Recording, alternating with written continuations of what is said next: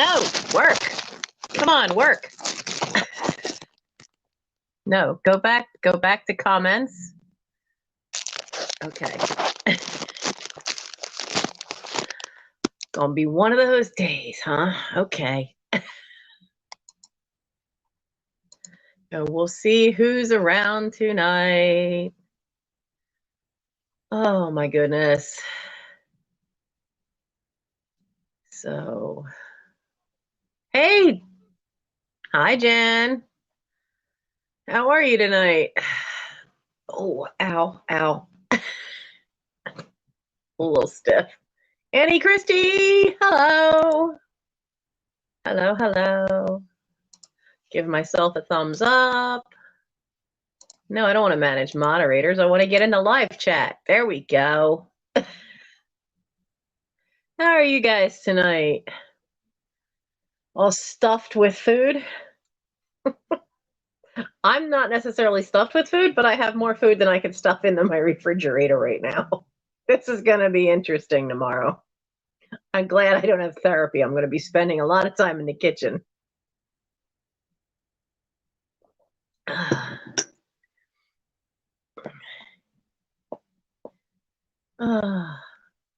Onionic Treasures, Donna's here, Theophane's here, Empty Nesting's here.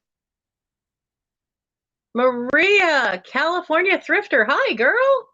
I haven't seen you at one of mine in a long while. So I didn't write a description because I realized I was kind of running late. So for right now, it has the default description on the channel that basically says who I am and has the link for the Buy Me a Tea, which is money going towards the cats, the 2 outdoor cats that I'm trying to get used to me. And so far that money has helped maintain feeding them.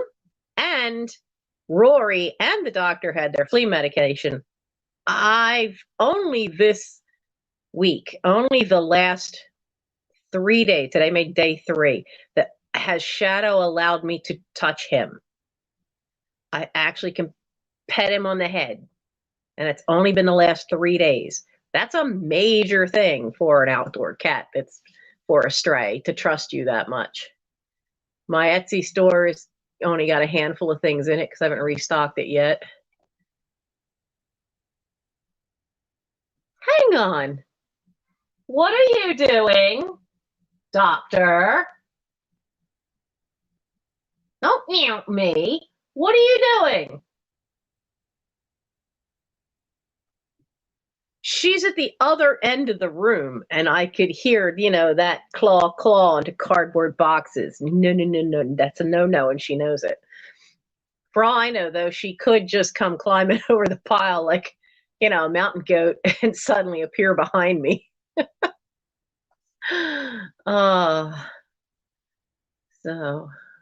Just put your stretchy pants on. Yeah, today's one of those days where everybody needs stretchy pants, right? I slept until, so I had the sale on Trisha's yesterday, and I hurt by the time that ended, so I had to go lay down, and I lay down for about 2 hours, and so my hip would calm itself down. There's Shikiti, hello.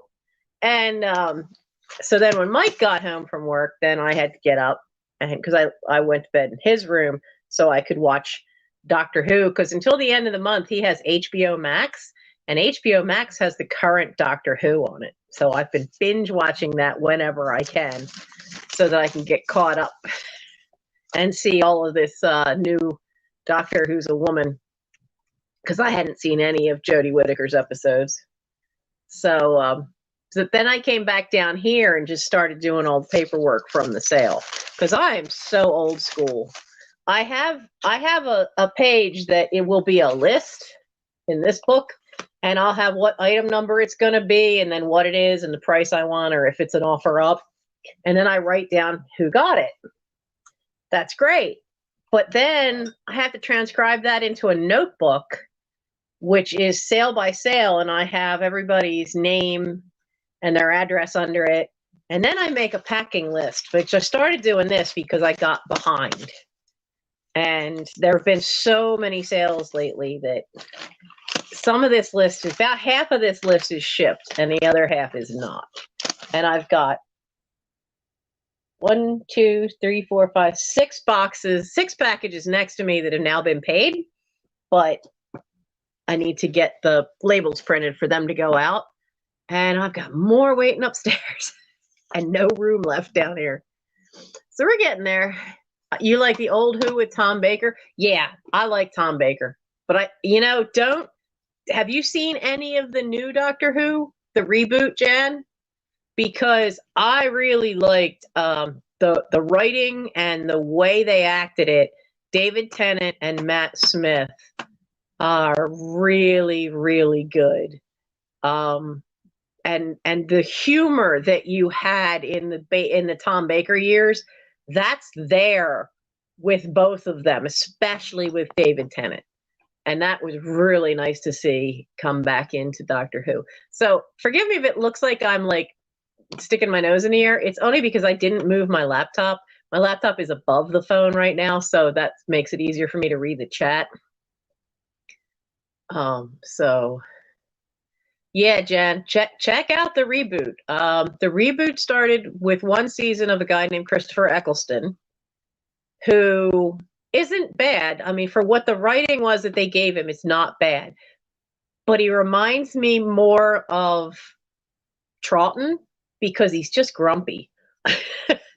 Now, storyline wise, it makes sense because they just came out of the Time Wars, and that's a whole arc you'll understand later.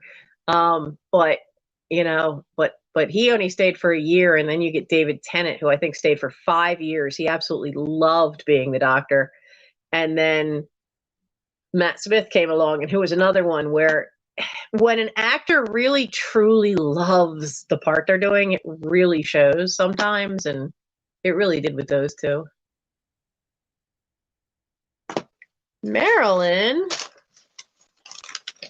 I think your stuff is upstairs waiting to come down here because I can't carry that much at one time. So Mike usually has to bring everything down for me. Where are you on my list? I know you're on my list. Yep. Because you've got a book and a head vase and a little baby and a postcard. Marilyn, your package is upstairs waiting to come down, which it should tomorrow, so I can get you invoiced. I got so behind with how much this spinal stuff. God, 3 days a week, I'm wiped out from traction. When they do traction therapy, it was like wiping me out. I'd have to come home and then lay flat for quite a few hours. And then I got sick, and then I got pneumonia. But you have not been forgotten, Marilyn. I do understand it's frustrating for you guys who've bought from me, and I do apologize. I've kind of been behind on shipping. God, right from the start, I got behind on shipping. Like I was okay the first 3 months of doing sales, and then I stupidly did 3 back to back and got behind, and then in May I fell, and I've been behind ever since. So you watched the 1985 Clue movie last night. I haven't seen that. I don't think I've ever seen the Clue movie, and I've never played the Clue game, which made the night I was on Trisha's real interesting. That Halloween night when I showed up as the Queen, because she was dressed as somebody from Clue. She was all in yellow. See, I don't even know I know the running joke. I know one of them is Miss Scarlet, and I think that's the only one I actually know the name of. And you have to have the character and where they did it and what they did the murder with, right? Is that how it works? Oh, honey, I've not had an easy year. I have not. I do try to keep going. I've had a couple people mad at me because it took me a while to get their stuff, and I've had some people cancel what they had wanted, and that's okay. Okay, it's not in any way their fault. It's mine, and boy, this year, health-wise, has just been bonkers. And it's really weird because I've seen it everywhere, not just in the reselling community, not just with you buyers, some of the sellers, but with people I know. And I really kind of wonder, is some of it just a reaction to the fact that we had such a stress-filled 2020?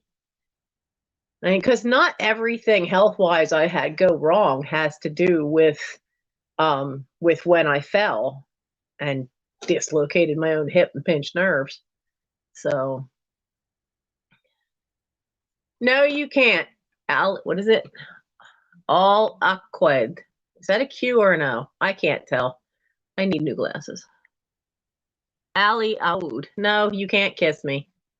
First off, there's no way to do that through a computer. Hey, Linda Punky. I was just looking at your name when I transcribed it down earlier.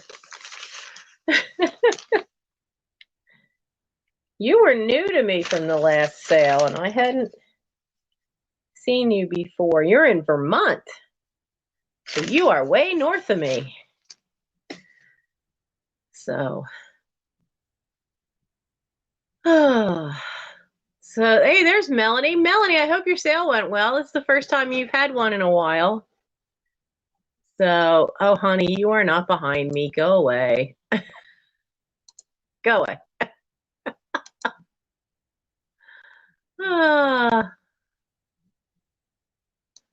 Let's just do that. Why is it not letting me do? There it goes. I'm just not in the mood to deal with trolls tonight.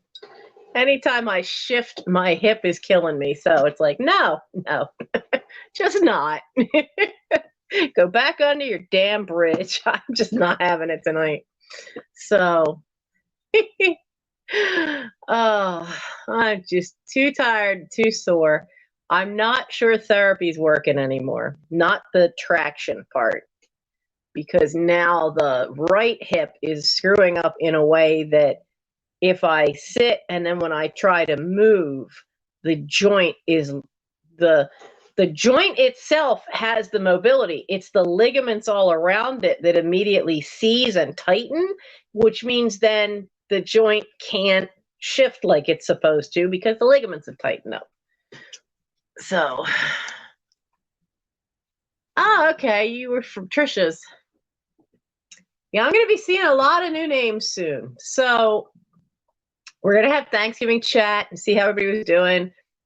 But the announcement about future sales, let's tag that one now. Some of you know about it. Some of you don't yet. I know Patrick, I kept putting it in his chat earlier, so he could get it announced on his channel. But starting next week, Patrick and I are flipping our times. Patrick at Trusty Huckster Mercantile.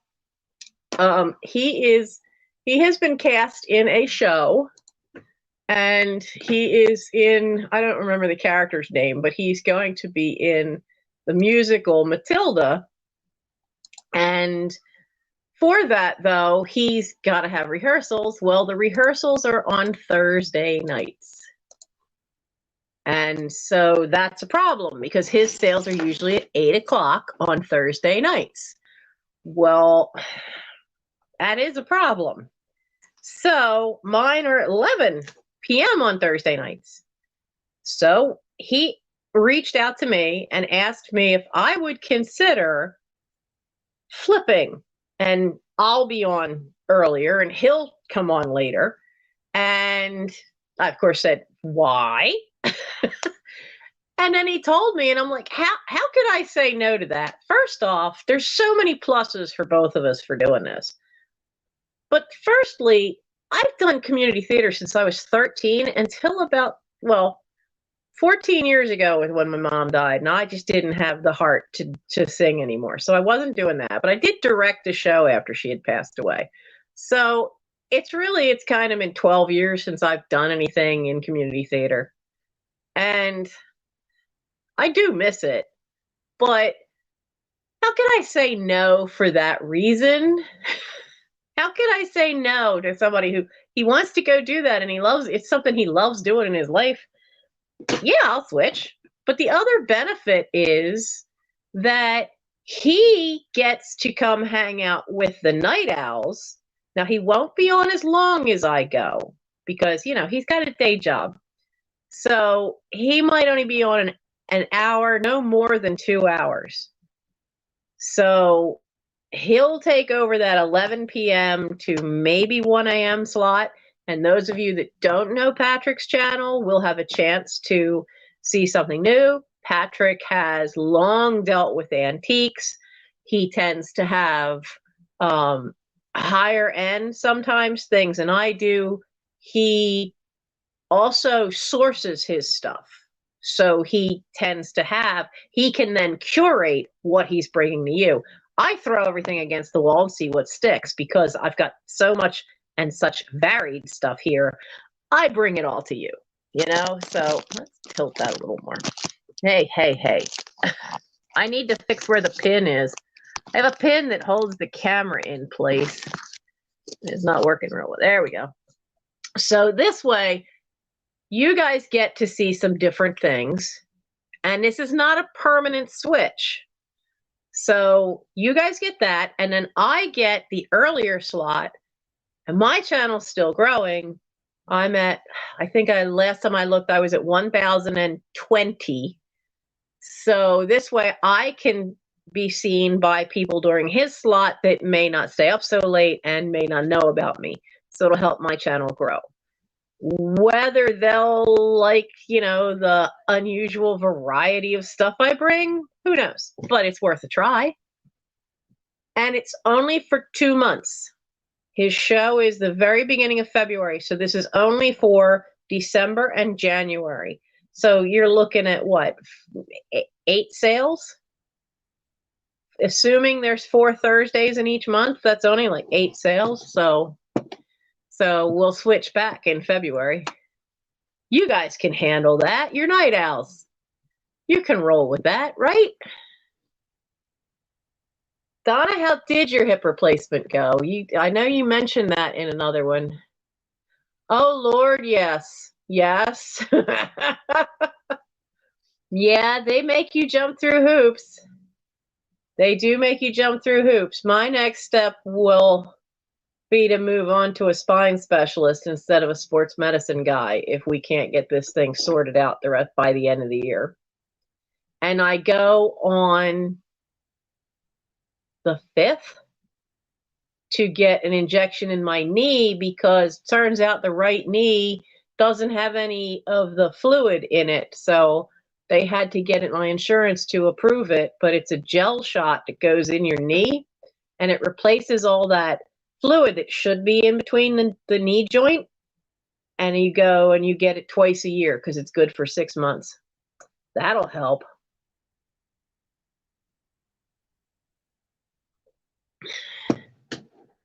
The sharp end should remind you.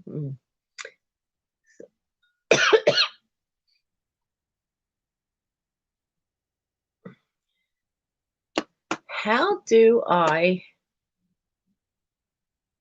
StreamYard? No, I need to know how to do this. I was going to put the StreamYard link in tonight, but I don't actually know how to do it on the phone. I wonder if I just typed it in. So that will be the big announcement, is that for 2 months we're flipping our sales. I'm going to see if I can type in the StreamYard link to see if anybody wants to come on with me and chat tonight. WBUR. Well, it didn't light up, so I don't think that worked. Nope. Come on. Cut and paste. Now I see why so many people do this, where it's just they put it they do it when they're going to be on their phone. Oh, it does do it. Oh, cool. Entering broadcast studio. Let's see if it lets me. Yeah.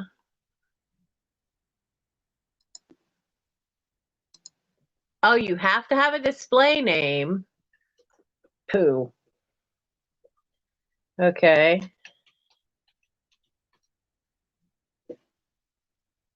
How do I do this? Ah.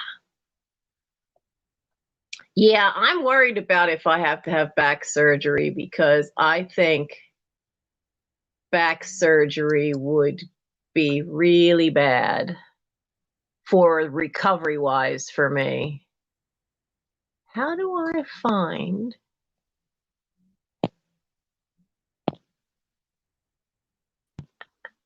Hey, that's bizarre.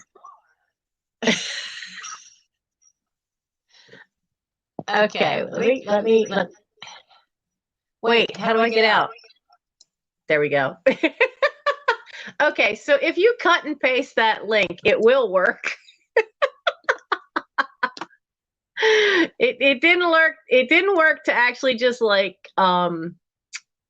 to just click the link. You'd actually have to cut and paste that into your browser. But if you want to come on with me, you can. Now I can't do that. Hang on.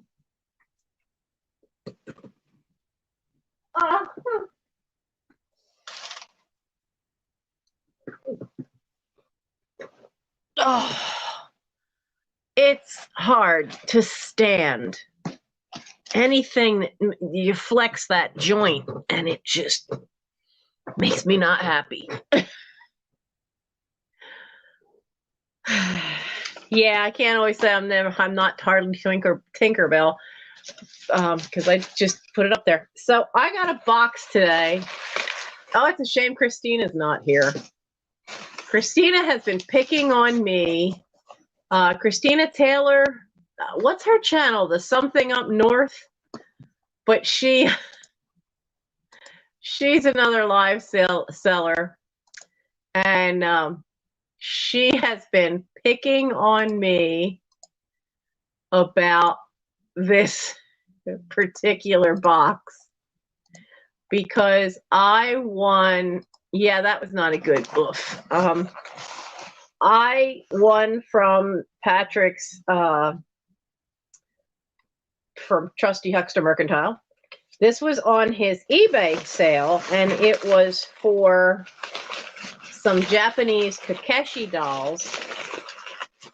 And hey, she could have outbid me. These were on eBay. And that's one of them.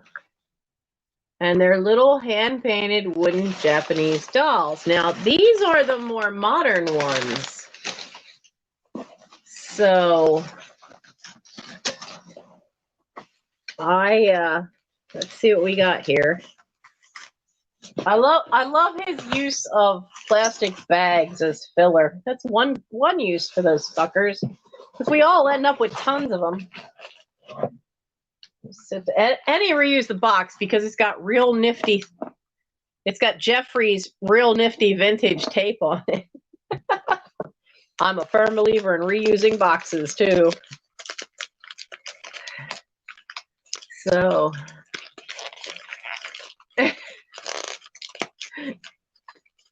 you're laying in bed in the RV. Oh. Yeah, I'm having that trouble now. If something falls on the floor, I have a hard time picking it up. And the one problem with this computer desk is there's no little lip on the back of it, so sometimes stuff falls over the back.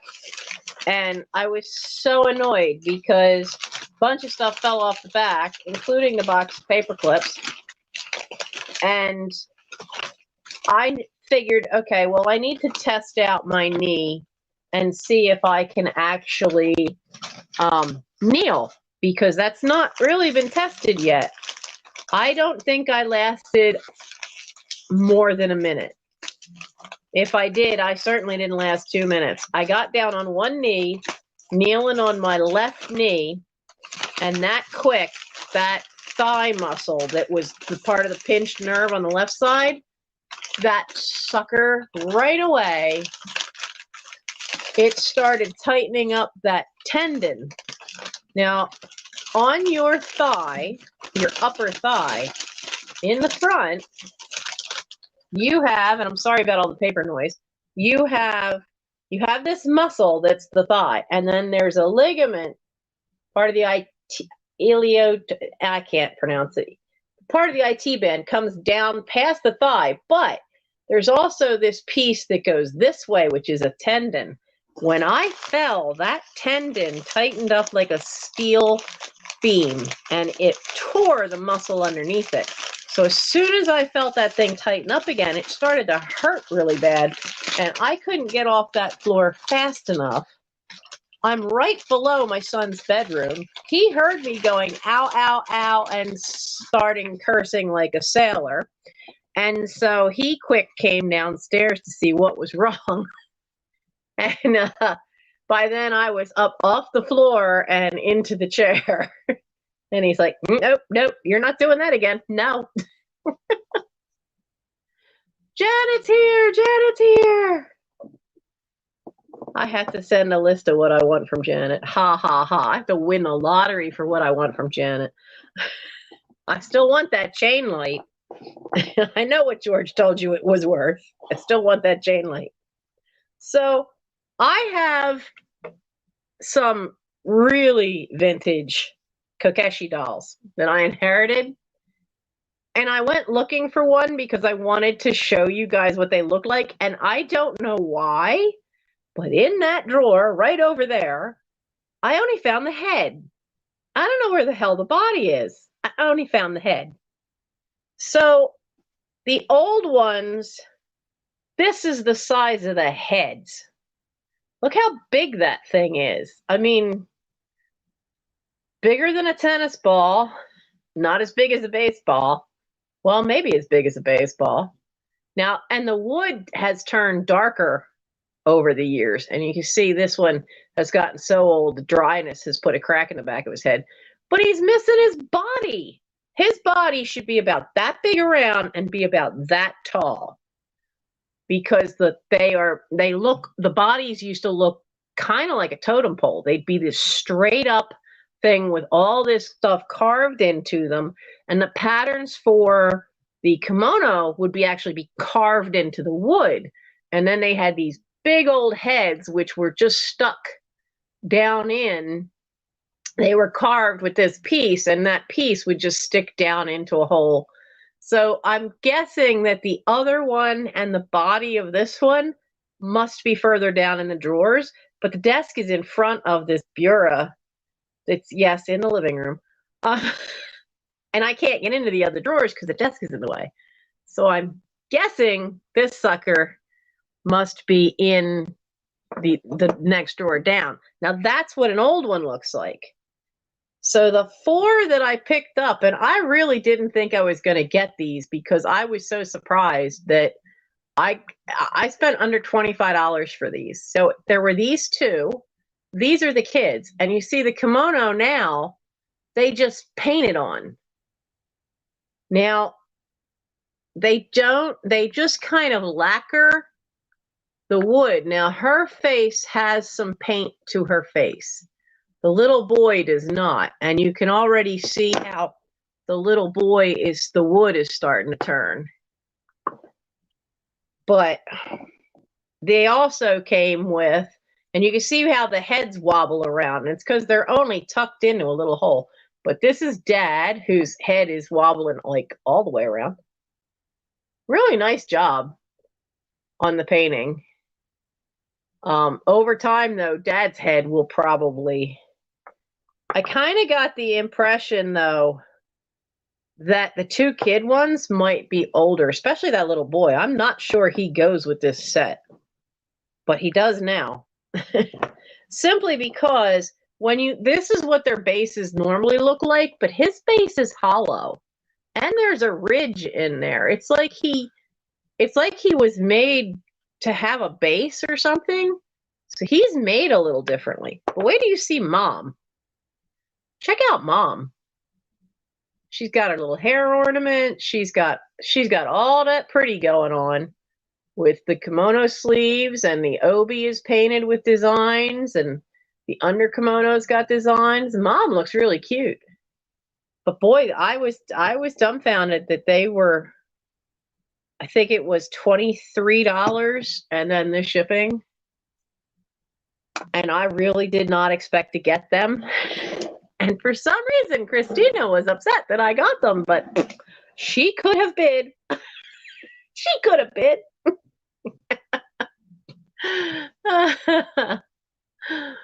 So, what's going on here in the chat? Heat in the desert, yeah.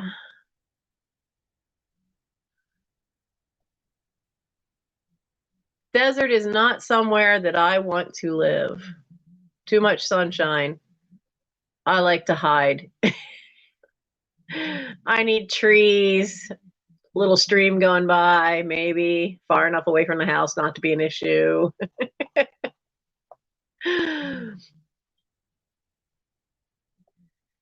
Right? You've never seen the ones with the round bodies? I've seen round body ones, but they're not usually.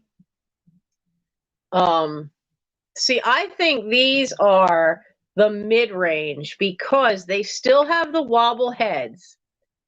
And you can see, when you see close up on these, you can see some crazing of some of the thicker paint on her. Now, the modern ones, the hair is actually like a helmet. The modern ones you're seeing, the hair is another piece of wood. It's like putting a Lego together. You ever seen the hair on Lego figures? It's like this cap that snaps down over top. And the modern Kokeshi dolls, that's what the hair looks like. Her hair, this bun,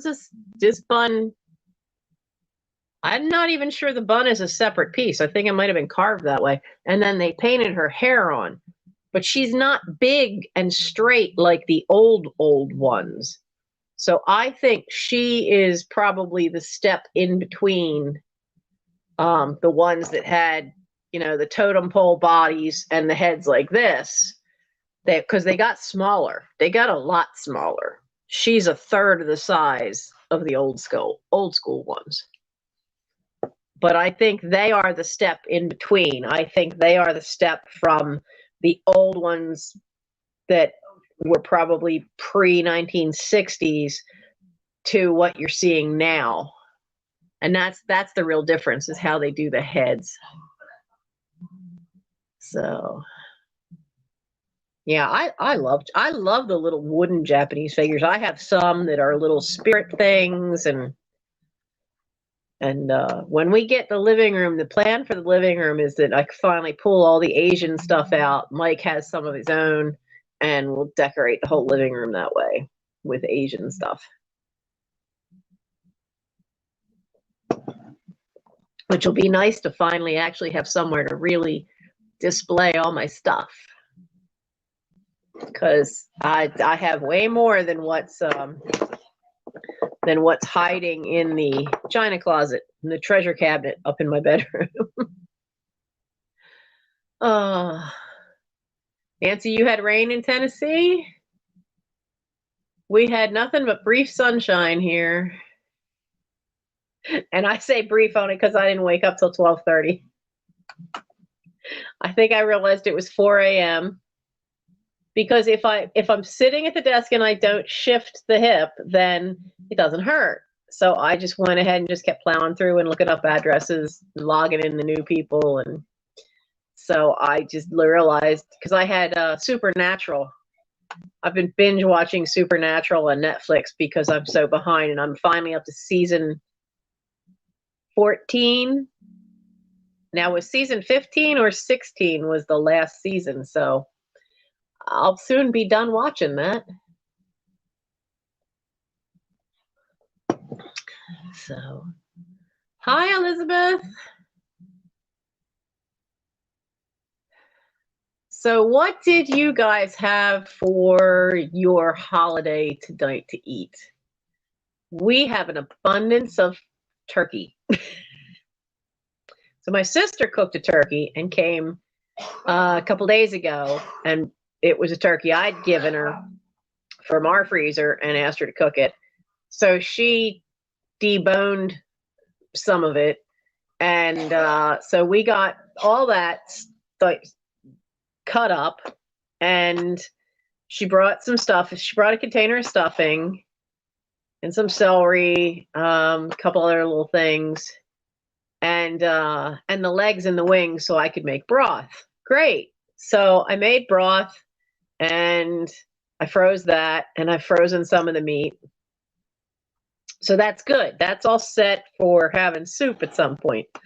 But then somebody, the secretary from my brother's church, bless her heart, cooked us a full turkey, and Gary picked it up yesterday. Well, that's in the oven, because between my sister, the food bank run my brother did, Michael bought groceries, and now I have no room in my fridge. I have a big turkey sitting in my oven. I have no room to put it anywhere. So tomorrow, Mike and I are going to be chopping up a lot of turkey.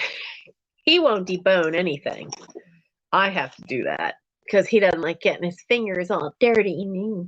It's all gooey and oh, Jesus. Honestly. Salmon. Oh, I love salmon. Turkey and all the fixings.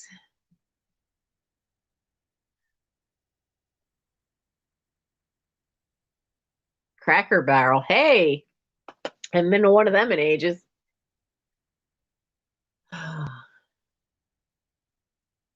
You need to ice it down. It helps taking BC or goody powders. Good night, Maria. You go to bed with the chickens.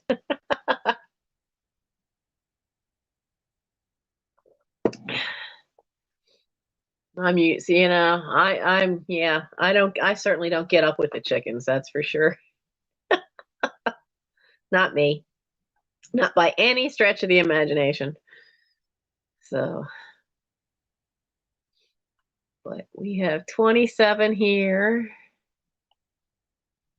And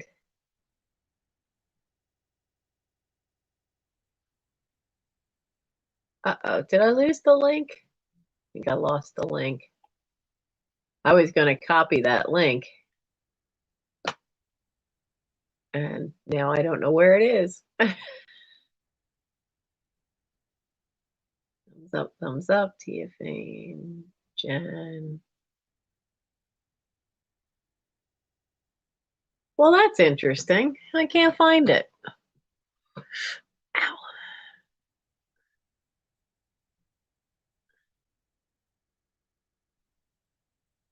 How do I not see my own comments, or if my glasses just made me blind? Because, my glasses suck. My glasses have gotten too old.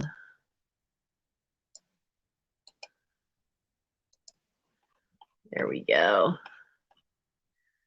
So,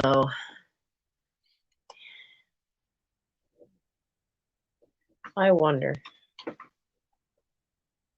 No, don't left to right me here. I must have hit a wrong key.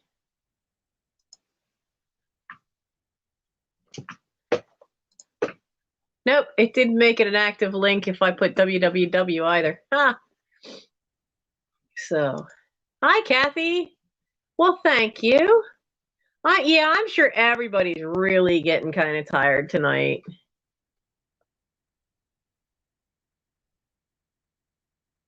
Yeah, I couldn't figure out how to. I can never figure out how to copy and paste anything on my phone. And I use the phone for filming, So when I realized the flaw in my plan of just like posting the link, so if anybody wanted to hop on tonight, they could. But I realized my flaw with that is if I'm filming on my phone, I can't just cut and paste the link. So I had to type it all out, and so I did that, and now this time I just added www to see if it would turn it into a blue link, but it doesn't. But that is the URGMN, whatever initials those are. That is the link that'll get you into the StreamYard feed. Oh, that's cool. It's the end of year exhibition for her final year of art at university. That's fantastic. I hope the exhibition went well. I don't think I am any kind of artist. I kind of know how to do stage sets, kind of, sort of. I know a lot of tricks. And, you know, when you're 30 feet away, it looks okay most of the time. There have been some epic screw-ups, though, but most of the time it looks good. I painted a background one time, and it was supposed to be a fishing, you know, the thing took place in a fishing village. It's a show called Ruttigore. And we had the nice wall. The wall looked great, but the backdrop had the slope and the curve around where you could see the a lighthouse. And then on this side, you had the hillside going up. Well, the hillside going up looked fine, but the trying to get the distance for the curve of land and then that lighthouse, I don't know how to do perspective. So that didn't work real well. And then I only knew how to make one kind of tree, which basically looks like a Norwegian pine from a distance. And this is all supposed to take place in England. Those kind of trees don't grow in England. So it was a little bit of a problem. It didn't quite look like it should. Oops. I didn't say I was fantastic at it. I just said I knew some of the tricks. I do pretty good stonework, though. I do pretty good stonework. I've done that a lot. Stonework, brickwork. I can paint that to look pretty realistic when the audience is 30 feet away. So, oh, it starts in about 2 hours. Yeah, see, I can kind of rough sketch some stuff, but I used to, in elementary school, I used to draw planes and automobiles, but it would only be, it'd only be that side shot, and I could only do it if I had a ruler because I couldn't freehand draw a straight line. So I could kind of do, like schematic drawings, and I can kind of do blueprints. They're not super great, but I can rough stuff out and do it pretty well. Enough that you can definitely look at it and know what you have to do. But I never could freehand. I'm a pretty good copyist. That's where I can do things. Now I can't do that in paint or pastels or watercolor, but if it's like a pencil drawing, I can look at it closely and see how they angled the pencil and all that, and I can copy that, but that's just a copying. That's all that is I could just copy. It's sort of like how I sing. I'm just a really good parrot because nobody ever taught me how to read music, so I have to learn everything by ear. Oh, I saw Silmarillion. Oh, Elizabeth. Is this your daughter's exhibition? It's all based on the Silmarillion? That's Lord of the Rings. Oh, please, please send me pictures. I love Lord of the Rings. I really love Lord of the Rings. There's only some book series that I really wouldn't mind, that I've read more than once, or I wouldn't mind reading again.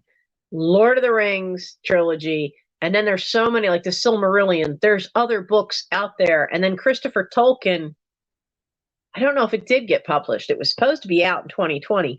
He has been working tirelessly since J.R.R. Tolkien died to organize his father's notes. And he's published more stories from Middle Earth that his father had in manuscript that hadn't been published in his lifetime. So there is so much to read and learn about Middle Earth. But I wouldn't mind reading them again, and I wouldn't mind reading Harry Potter again. And the Discovery of Witches, they call it the All Souls trilogy, but the first book is A Discovery of Witches. And that one fascinated me. And a woman who wrote it, so part of it's a romance story, part of it involves the fact that their witches are real and vampires are real and some creatures are real. But that's not necessarily like a supernatural thing so much as it is they just happen to be, because they need that for the plot device that it creates. But she is a university professor of history. So when she starts talking about the Elizabethan period and Dr. Dee and alchemy, they're all real people she brings up. They're people that are actually, you can actually research them and find them. So it's fascinating to read because a lot of the stuff she puts in there as history in the Discovery of Witches and the succeeding two books. It's all factual. She weaves real history into the storyline, and they're really, really good. And they've actually filmed 2 seasons because I think it's on Stars.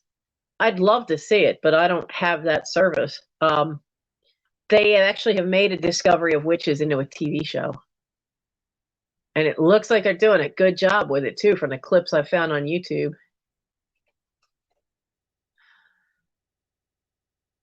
Yeah, Melanie, we are all glad you're back. And man, you had some gorgeous, gorgeous pins. There's a degree in the UK on Tolkien's work. Oh, that would be so cool. What is it, Tolkienology? That would be cool, though. That would be cool. So, oh, yeah, I would love to see some of that artwork. I just don't think, I mean, I like dabbling in a lot of different kinds of art. I just don't think I'm that great at any of it. I was trying to tidy up because this whole area around the desk has become like the junk pile. There's all kinds of little stuff here. Like, I have these 2 guys. Where the hell are the rest of them? They do. Oh, they do have a maker's mark. Wait a minute. I didn't think they did. Wait a minute. Who made you? Oh, Louis Marks. Oh, you're dated. 19. L is 50, right? I'll be darned. They're the same year I am. You little buggers are 56 years old. You look better than I feel. So these little guys are Louis Marks knight figures. I wonder if they go to the Metal Castle playset. I picked up on Facebook Marketplace a couple of years ago the Marks version of the Castle playset, but I didn't know I had any of the people. I've got a whole beer case box. It's all Louis Marks soldiers and bits and pieces. The period version or modern version of Discovery of Witches, aren't they the same thing?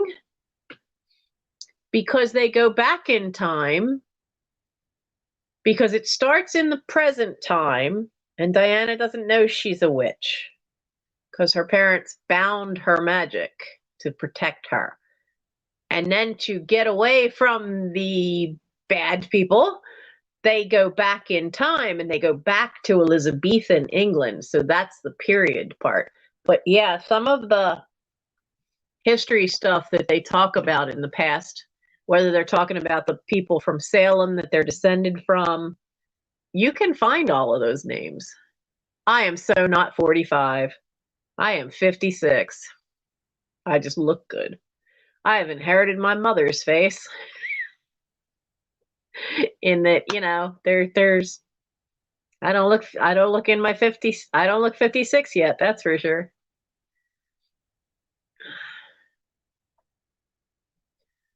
So now they'll come back out of, they should be coming back out of the period, because I don't think they want to have the children. Do I have kids? I have a nephew I raised since he was 2. So I was instant parent to a 2-year-old. This year will be our 25th anniversary. Oh, you've only seen the modern part? I think the season they released for this year but I've talked about my kids, Mel. I've talked about Mike, so I don't mind answering that one, but we'll see if he can behave himself. You're turning 54, Kathy? Well, happy birthday, Kathy. Now, did anybody warn you? Because nobody warned me that once you hit 50, the warranty expires and crap starts breaking. Keep that in mind. Keep that in mind. So usually, Mr. Ben, we are on having a vintage sale, but I'm not selling tonight. It's the holiday, and everybody's probably, a lot of people are probably more comatose from the turkey. What is it, tryptophan that's in the turkey? If you had turkey tonight, makes you sleepy. So, oh, Kathy, darling, no, I'm not joking. Nobody warned me at 50 that the warranty on the human body must expire, because you suddenly realize, halfway through it, that you wake up and things ache that didn't ache before. It's not fun. It's not fun. Not that part, anyway. My sister thought I was joking when I said, good, I turned 50. Now I don't have to give a damn about what I say and keep the peace. She did not like that answer. I'm like, hey, why not? Mom's gone. Why do I have to keep the peace anymore? If somebody's going to be a jerk to me, I can tell them to bite me and be done with it.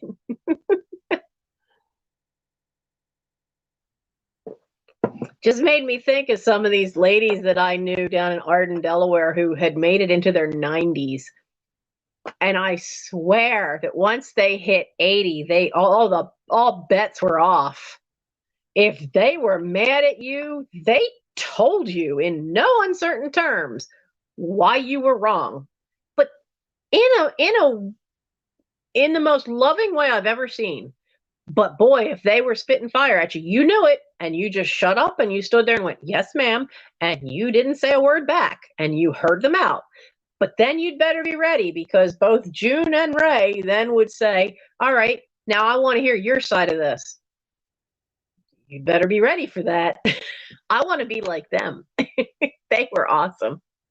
I noticed that, but the lighting is being weird. Oh, bright and dark background? Well, yeah, because there's no light at the other end of the living room. But this was doing this last night, and I couldn't figure out what it was. It was doing it on Trisha's sale.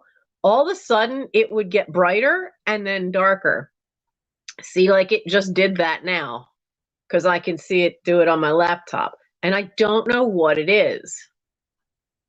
We just we couldn't, Trisha and I were talking a little bit about it afterwards, and we could not figure out what the devil was doing it. Because if the lights were dimming on me, I'm turning the brightness down on my laptop screen. If the lights were flaring, I'd see it. But we think it's just because my phone is really weird.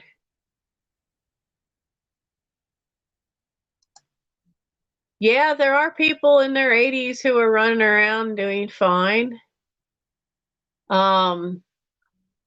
These two ladies always did stuff. They did the folk dancing. They were with the folk dancing guild. down in Arden. See, there it goes again. It's going to show up there. Because I can see it happening on the camera, on the phone. You are talking about the white balance on the camera. Is that what it is? Mr. Ben, you will find that I am technology challenged. My Boy Scouts tell me that at least once a month. So it's something to do with the white balance of the camera. Okay. Well, now ghosts. Elizabeth, you might not be wrong about that in this house. So it's those ladies saying hi. Yeah, I miss Ray and I miss June. But they were always active, if not physically, then, I mean, well, mostly physically and mentally. They were always looking for something to keep the brain sharp. So, yeah, at a certain age, I think you've earned the right to not take any crap. And I've had to take a lot of crap for way too long. If I don't see an orb, you're not haunted. Well, the haunted goes on the 3rd floor. He's never down here. He's only ever up there. Oh, there goes the last of the Earl Grey tea. So I will have to fiddle with the phone and figure out how to fix that. Because it's only recently. I mean, it started doing this brightness thing on Trisha's sale on Wednesday afternoon. It was doing it then, and it hadn't done it before.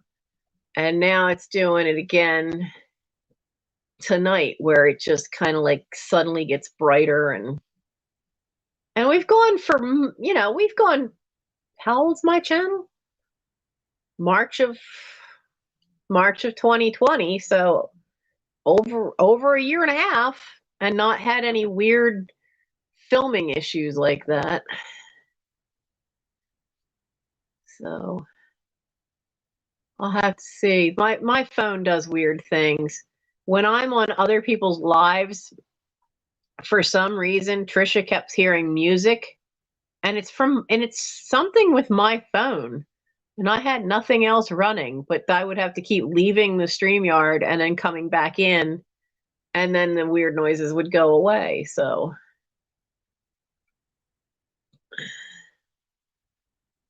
I had somebody tell me it looked really eerie because it's always, late at night, it's always dark behind me. They keep expecting to see like a zombie come up behind me. And I'm like, if a zombie could walk through that pile, more power to him. If they can make it through Warehouse 13 here. Kathy, the only thing that we've ever had in this house, because my parents were only the second owners, is there is a guy, very early 1900s looking clothing, walks down the upstairs hallway in the 3rd floor and disappears into the attic. I saw him twice. My nieces have seen him. And we hear footsteps occasionally up there. That's it. And if the footsteps happen up there, the cat who likes to sleep up there will come flying down those steps. She wants no parts of that. We're just kind of like, it is whatever it is. It just seems like a repeat.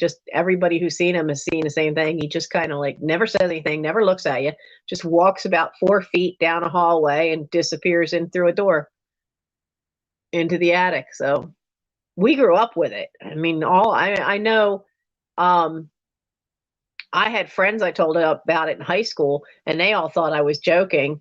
And one of them was here, and we were all up there.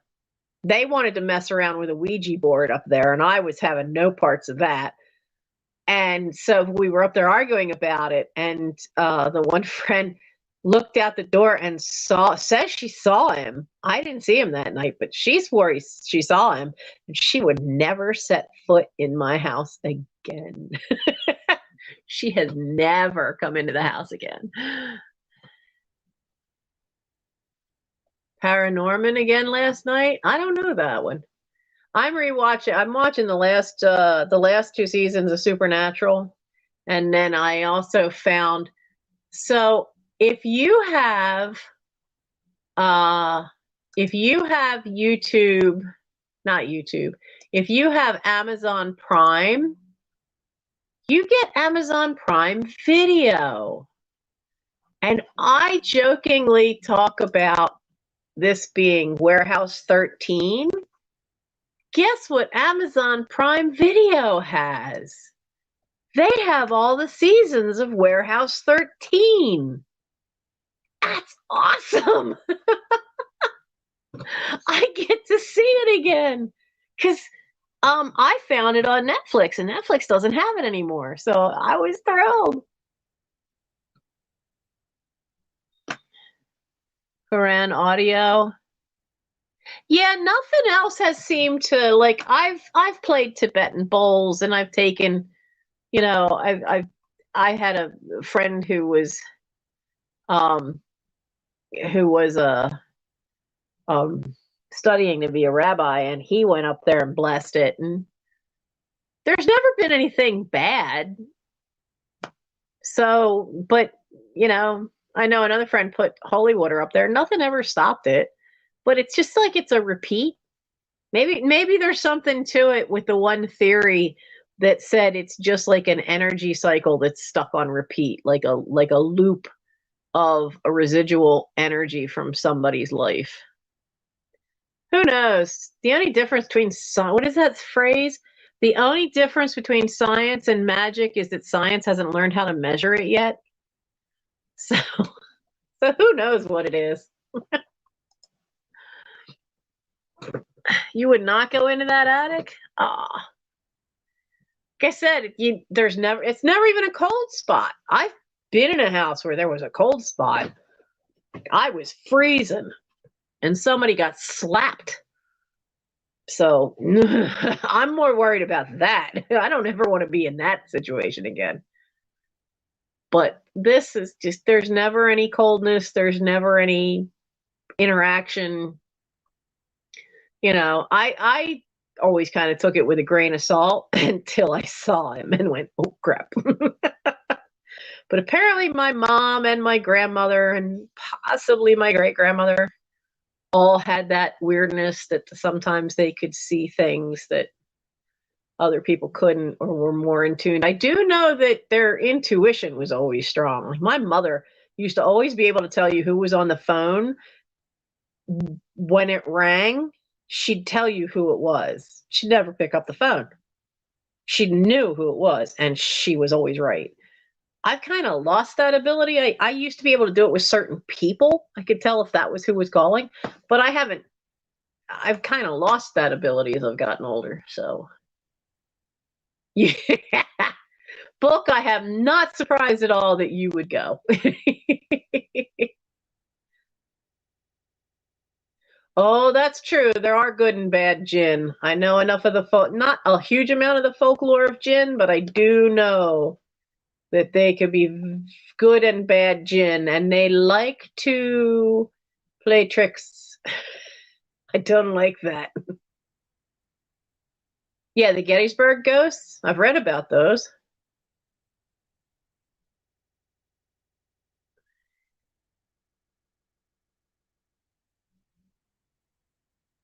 Yeah, the sadness. I went to Gettysburg with my Boy Scouts, and I didn't go out on the battlefield, not at first. And I was in the research place because I was researching my great-grandfather, and getting his military records because he fought at Gettysburg. And I then had to leave and go, and I was supposed to I got the call to come and pick up somebody's wife who was there and pick her up because they were out on one part of the battlefield. No, I'm not Jewish. Raised Presbyterian with a bunch of Catholic friends and spent 5 years in Southern Baptist Christian schools. I'm a religious mutt, and had some very good Jewish friends. So, but I've always been interested in folklore and all the unusual things that are hiding in folklore tales. So I picked her up, and I picked her up on this outcrop that was up above the main battlefield. And it was really weird. I'm standing in bright sunlight, and I've never been so cold in my life. And I've never had that happen anywhere. But Gettysburg was weird. It really was weird. It just made me freeze. And I'm standing there in sunlight. And we were there in May of that year. And I was freezing standing in bright sunlight. And I'm usually getting scorched in sunlight because I'm so pale and fair skinned. That's all the Irish and German. Pale skin, red hair. This is a bottle. Uncle Andy, you just want to come into the attic because you want to help me find all the vintage Christmas stuff from my parents. That's all that is.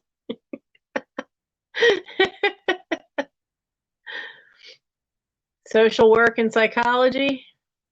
I was going to school to be a teacher, but then I got a 2-year-old. Couldn't do school full-time, parent full-time, work full-time.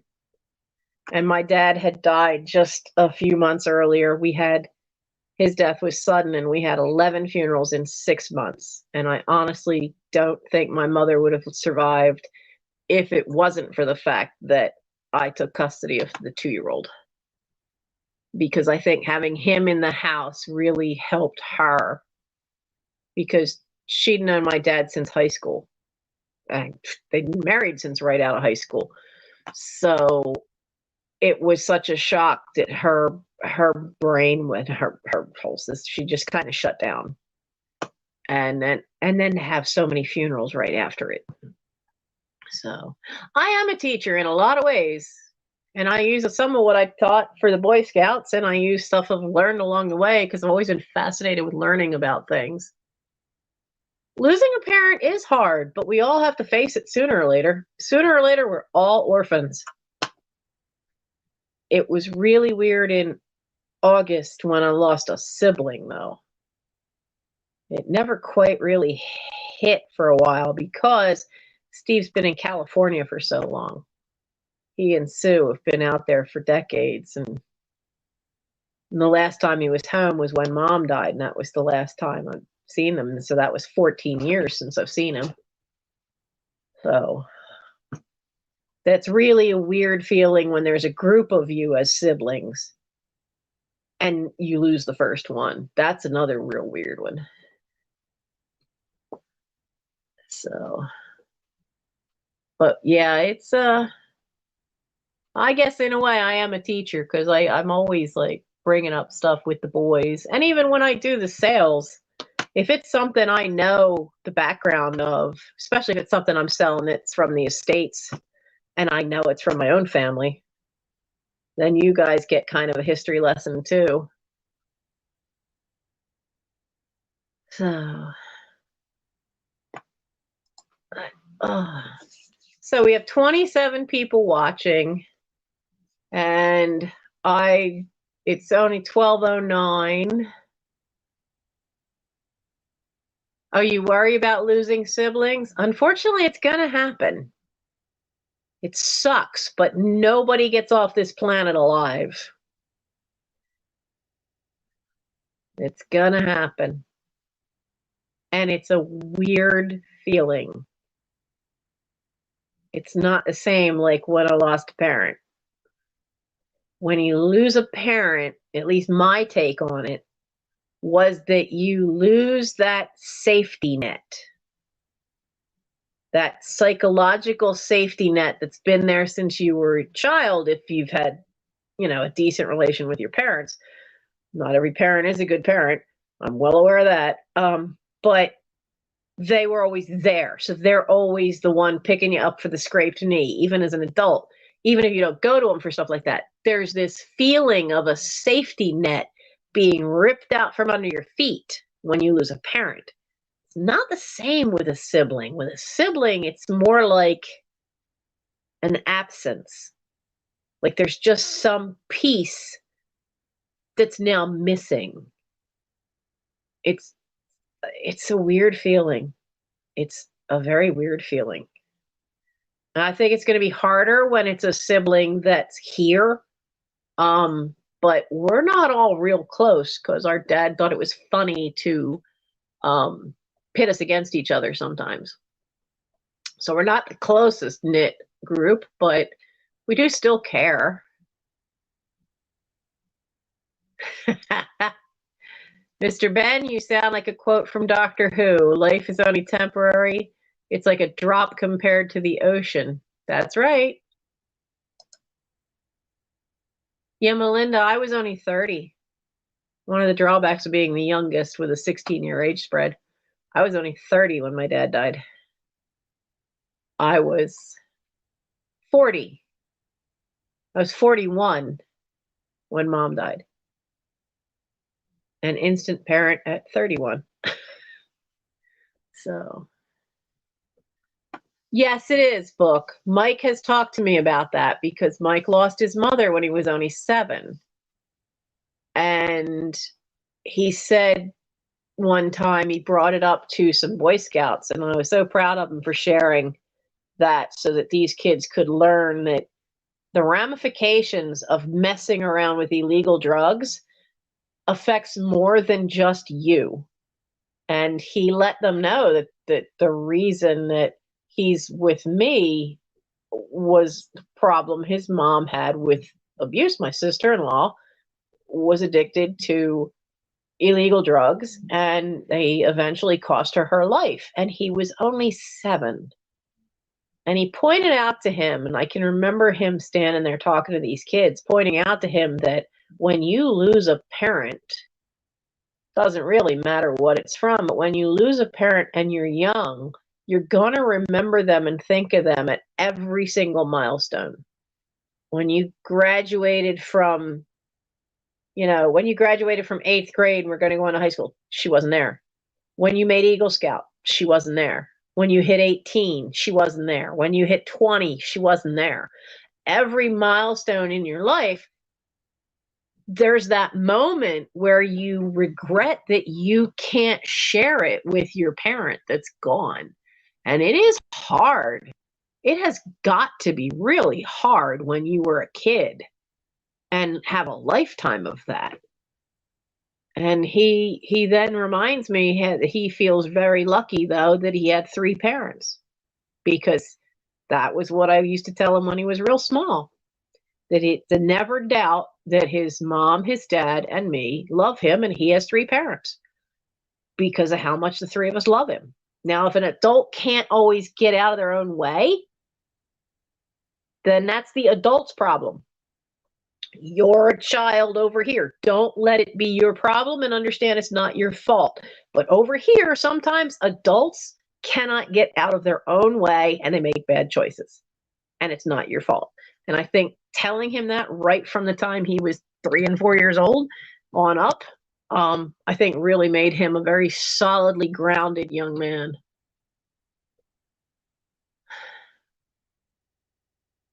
Kathy, hon, you're just a little younger than me. Now, see, Kathy, there's something that I've noticed, the difference between men and women is that where'd it go? You thought you were good if you lived past her age. And that's something that I have noticed is very different with the men. Maybe it's just men of my dad's generation.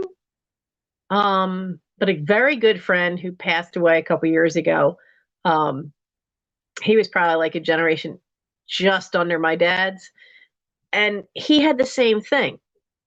They both thought that when they hit the age that their fathers were when their fathers died, that should be the age they died at. And I've talked to other men I know, because I know more men than women. I tend to, having grown up with all guys, I tend to get along better with the guys for the most part. But a lot of them have said that whatever age their dad was when their father died, that's the age they expect to die at. Whereas we women go, hey, you know what? If I make it past that, I'm doing great.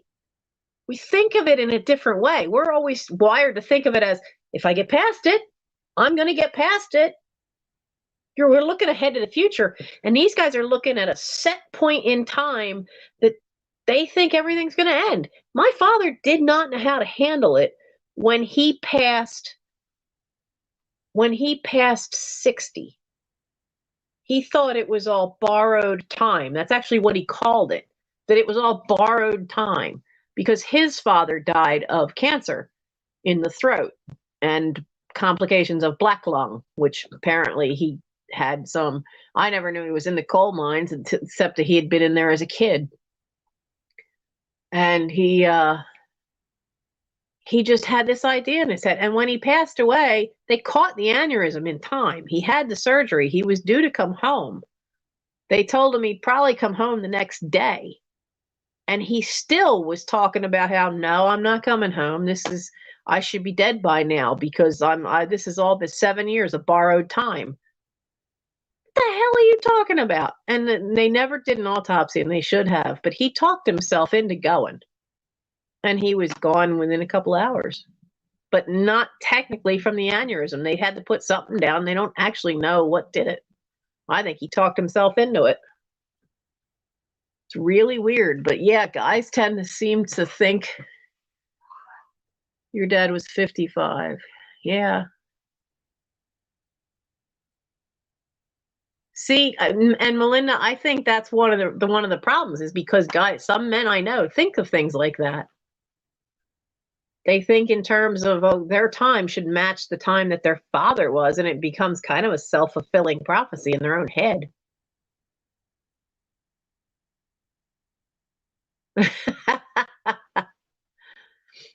I don't think you're wrong, Mr. Ben. I really don't think you're wrong on that one.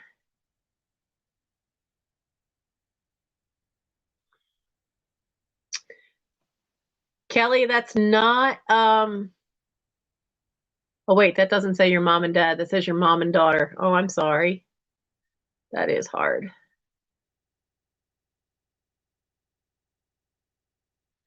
So, not the length of the life that matters. It's the greatness of character you share. Can I use that on my Boy Scouts? That'd be a great Scoutmaster minute.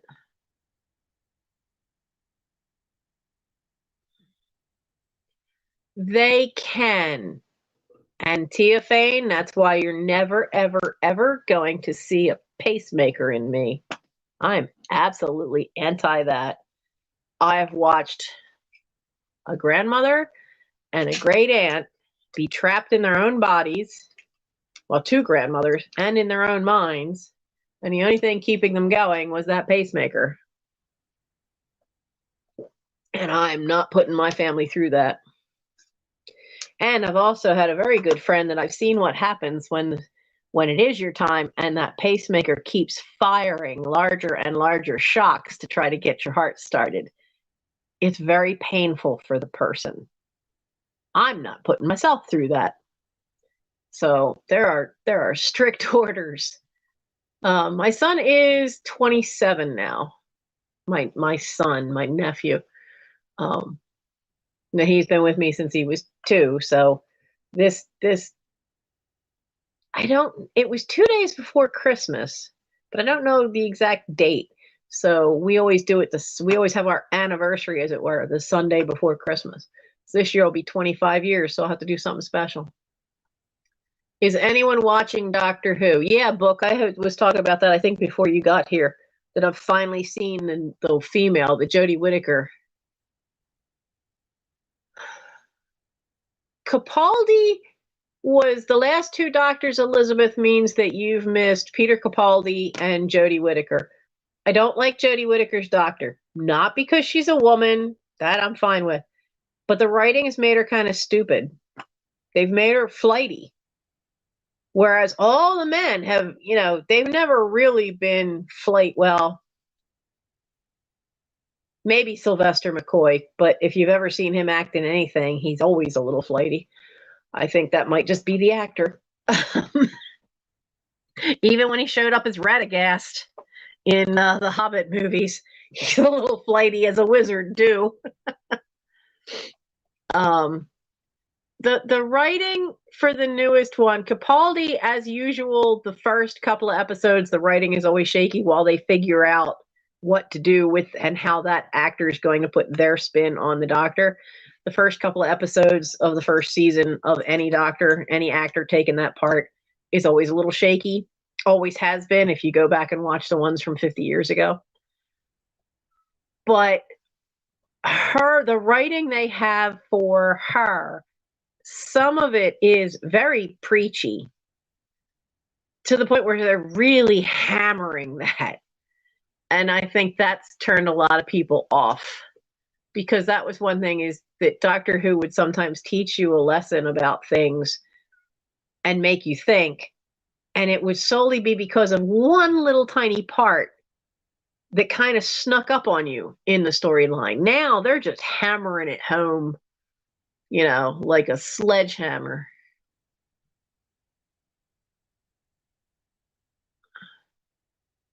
Yep, Kathy, I'm the same opinion. I found Doctor Who HBO Max has Doctor Who. I don't know if Netflix still has the old ones. I don't think they have it for streaming, but I know they have some of the old DVDs. But Mike has till the end of the month. Mike has a subscription to HBO Max, and they have some Doctor Who streaming on there. Oh, I hear a kitty. I hear a kitty. I will be right back, guys. Ducks amongst yourselves. Oh, I got all this newspaper on the floor here. Come here, you. Sit. The paper from the Kokeshi dolls. I'll be. Be right back. I hear you. Come here, Doctor. I'll get you. Oh.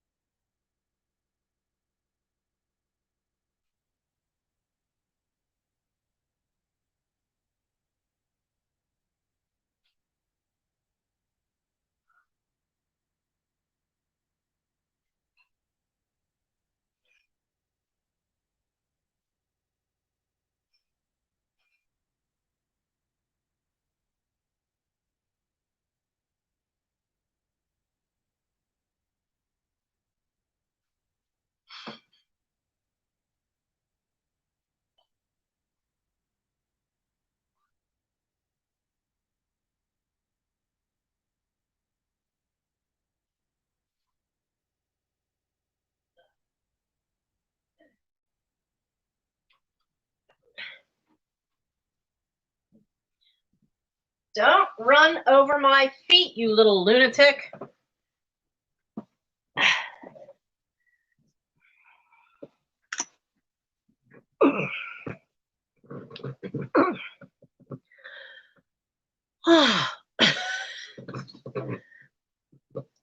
Sorry that took so long. Now I see why she wanted back in so incessantly. It's raining outside.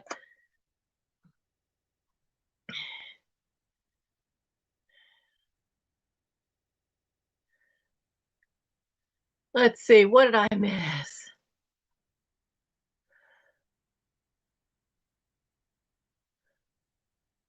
Oh, Tammy. I'm sorry to hear that. I'll pray that he gets to be okay. Tom Baker was the best. Yeah, a lot of people like Tom Baker, especially in America. Tom Baker's not quite done as the Doctor, or with the Doctor, I should say. Uh, during Matt Smith's time as the Doctor, Tom Baker comes back and does the cameo, and it's wonderful. It's awesome.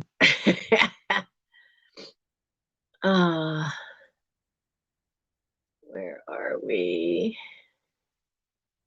There's very few links to the Doctor's history, and also she doesn't let the companions know much about her. She, like I said, they have her written as being quite flighty, and she's very evasive, and she doesn't always remember what she's doing. I don't like it. It really, it's more like the companions are more hands-on simply because she's not totally with it. And I really annoyed by it because it reminds me what they did to Sarah Jane Smith. The character Sarah Jane Smith was a journalist, an investigative journalist. And when she was the companion with John Pertwee, her character was intelligent, asked questions. She would be the point to ask questions that all the viewers wanted to know. So then he'd explain the science to her and explain stuff to her, and it was great. But the minute they switched the actor playing the Doctor, they also switched producers, and the producers then decided, because that was when John Nathan Turner came in, that Sarah was too smart and was in competition with the Doctor. Why? Because she was female? You had intelligent female companions up until you get to then, and then they dumbed Sarah Jane down, and they kind of dumbed down every female after that, which I thought was absolutely appalling. And they kind of did that with this Doctor. They made her wifty. They didn't do that to Capaldi. The first season of Capaldi is rough. I don't think they really knew what they wanted to do with him. What was that? That was outside. She's not near me. I think the fox might be out back. So, yeah. Pass the Tums. Yep.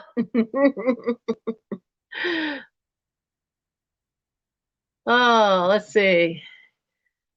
Oh, Proud Americans here. Oh, Lord, what is it with her and the sonic screwdriver, right, Proud American? I mean, really? They've complained in the past about how the men overuse the sonic screwdriver. They look all real conservative now because she uses it for every little thing. Getting on my nerves. And her sonic screwdriver just looks strange. It looks really weird. Have to get up at 6 a.m. EST. All right. Good night, Kathy. And remember, next week, I will be having my live sale at 8 p.m. until 10, because then at 10 p.m. Eastern Time, Serendipity from Melanie has her sale. And Patrick from Trusty Huckster Mercantile, I'm trusting my night owls. Take good care of Patrick. Don't break him while you have him. You have him for 2 months only. He'll have his live sales at 11 p.m. while he's in rehearsals for this show. And then I'll have his slot from 8 to 10. I don't know. That's prime time. I don't know what's going to happen. So you go get some sleep since you have to be up at 6 a.m.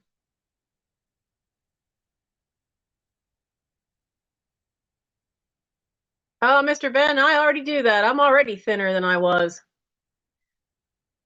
This is what you gain a lot of weight through depression and not eating right, because God forbid in America you're taught anything about nutrition. But I also have had jobs lately where everything was sedentary. But the biggest weight gain I had was I had foot surgery that required 6 weeks of bed rest, and then some rehab after that. So I gained some weight then, not too much because I knew the surgery was coming. So I prepped and froze a lot of my own meals. So that wasn't too bad. And I could also move. I couldn't move the foot. That had to stay in its own locked in little booty thing. But I could move the rest of my body. The one that I gained the most weight on was when I had a snapped ligament in the other ankle. And that was 6 weeks of bed rest. And because it was the ligament that goes all the way up to your hip, I couldn't move from the waist down for for 8 weeks. 8 weeks it took. And then for some stupid reason, I didn't have, and they didn't give me any physical therapy afterwards. So I had to teach myself how to walk again. And that was a lot slower because I had to figure out what to do and make do halfway. And I packed on 100 pounds. I packed on 100 pounds that year, going from 8 weeks of total bed rest and then trying to learn how to re-walk and all that. I need to get rid of that. Well, I don't think it was 100. I think it was probably more like 80 at top. But yeah, I'm thinner than I was, but I am not there yet. Yeah, I've had hernias, so I tend to do small meals, and I switched for my tea. I use stevia now instead of sugar, and I don't use milk very often. And boy, that has made a huge deal. It's cleared up my face, not having milk, because my face used to get quite oily, and that's all gone. But yeah, when I had the I had to have surgery for a hernia, and then you're prone to get other ones once you have one. And I'm pretty sure I've got another one. The noises out in that yard. That is not the raccoon.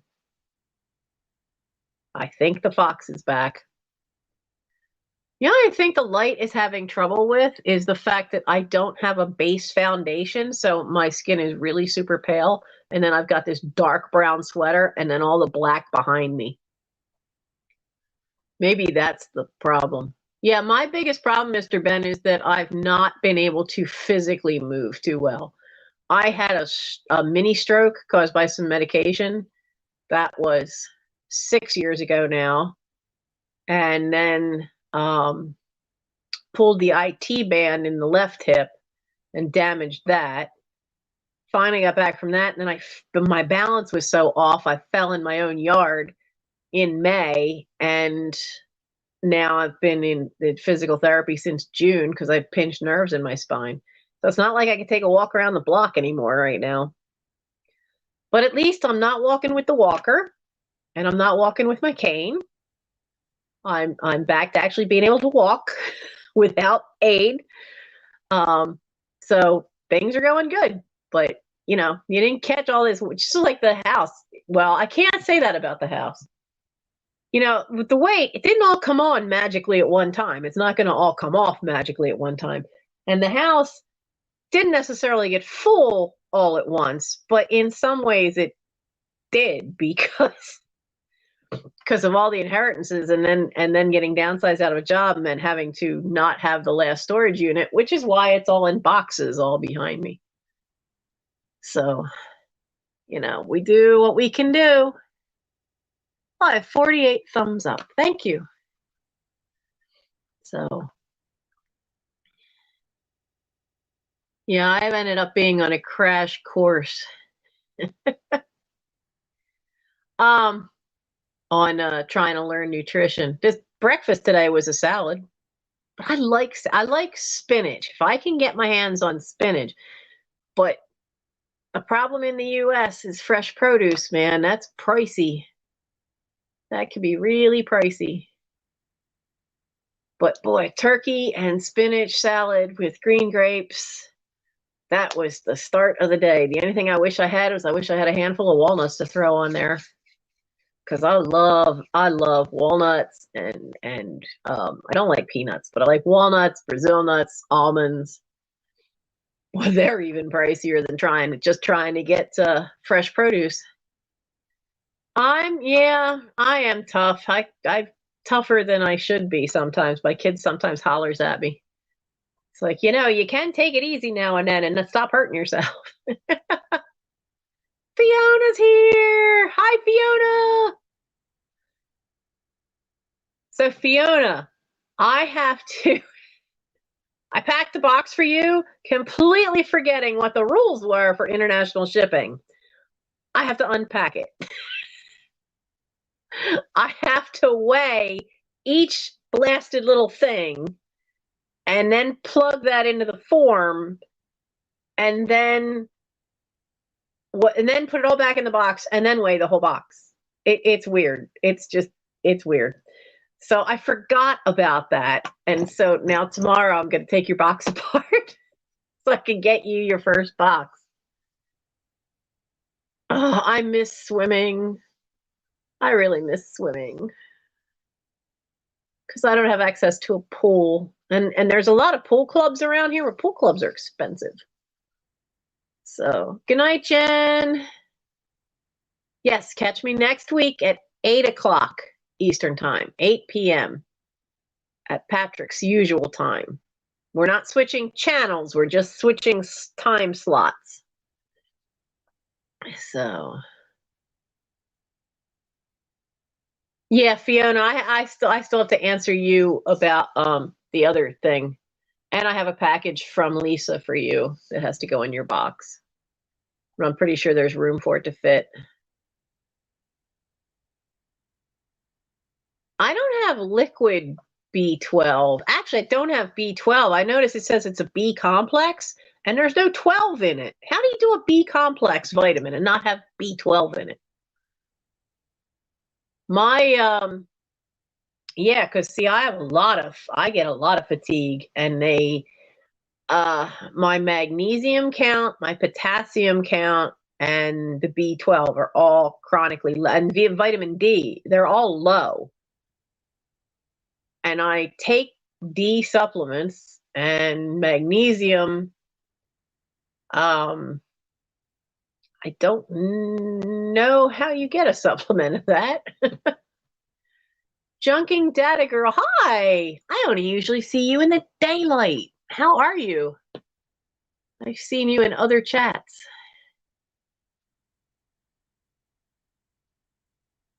Ah, okay. 3 in total from Lisa. So Lisa is flippin' crazy. Not flipping, no G on the end. Flippin' crazy. And she does mostly jewelry. Matter of fact, I got a gorgeous piece here.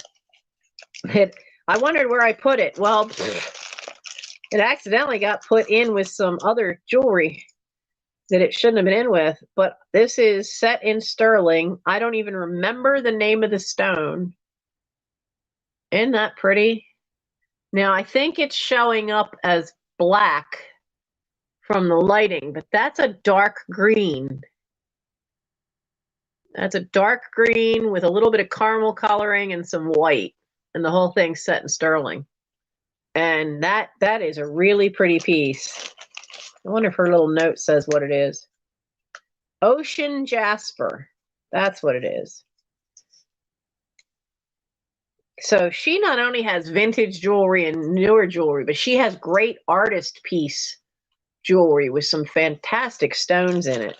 And she has sales all the time, and her name is Lisa, and it's Flippin' Crazy is her channel.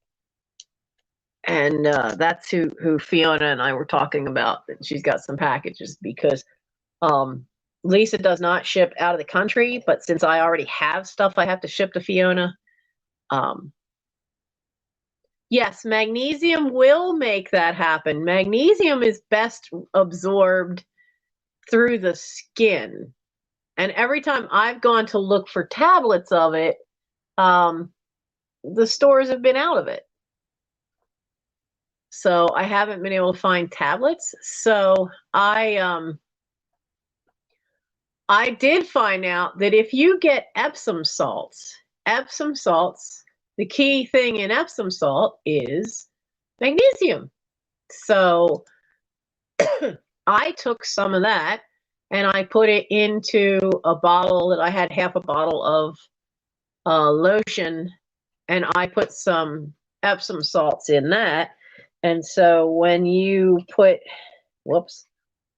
that into a lotion, then you can I'm getting Lisa's link. You can then just rub it on your skin because absorbing it through the skin is supposedly the best way to do it because yes, too much too much magnesium can make you have to poo a lot. there's Lisa's thing for flipping crazy. So if you ingest it, yeah, then you can have problems like that, but if you absorb it through your skin, you don't have that problem. But I did find that when you add it to a lotion, it causes the lotion to separate. So it'll separate from all the oils and then any water content. So you just shake it back up again. And when you put it on your skin, when you first put it on your skin, you'll actually feel your skin will tingle a little bit. But that's the way I've been getting more magnesium. And there's magnesium in spinach too. Good thing I don't like cooked spinach. I only like the raw stuff. So that's what I do. Yeah, proud American. You already do that enough.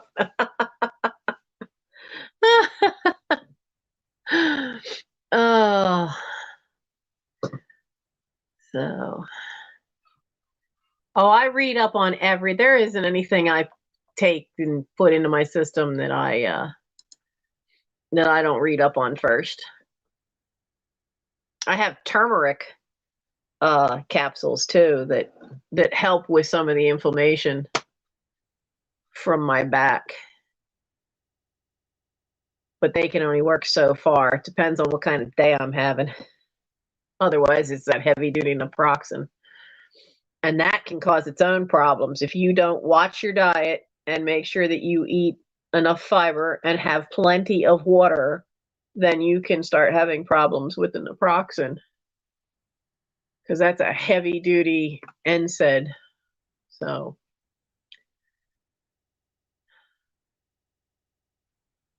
there's Lisa's.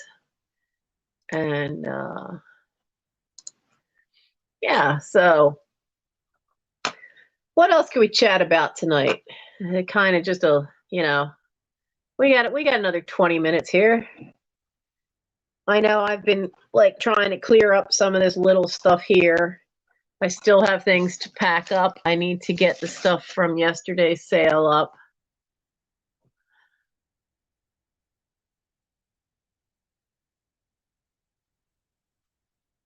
And well, hello. Hi, Randy.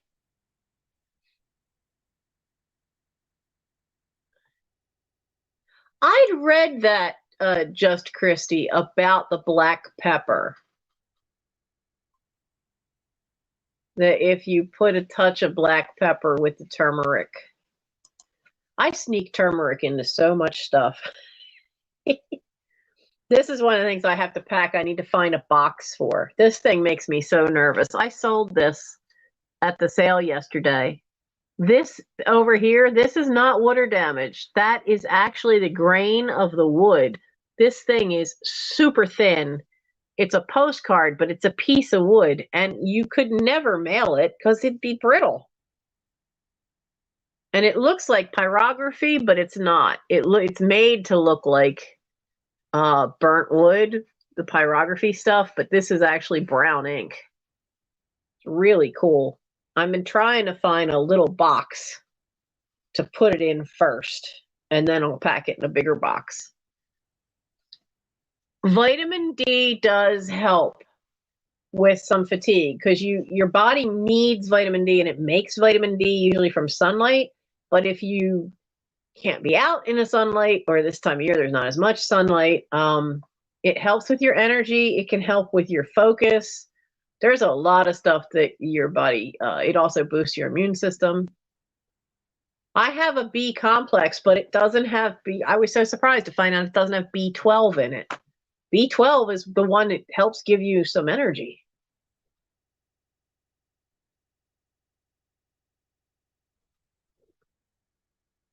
I don't know about Popeye eating raw. Popeye spinach is out of a can, and if you've ever seen canned spinach, it's all like dark green and slimy, like they sauteed it. I don't like it. I don't like it like that. That's why I've never liked cooked spinach, because it does that. Melinda says she can't take B complex. Some people can't. I'm not sure why, but I've heard that some people can't. So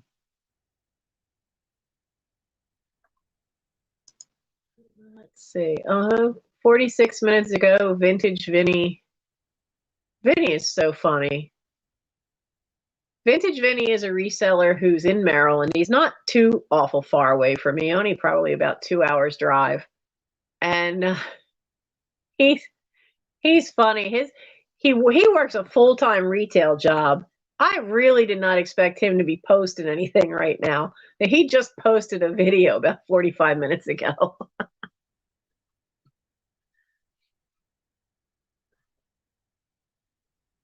Yeah, I'm so fair-skinned. I'm not going anywhere near a tanning bed. I'd be afraid I would end up with a sunburn.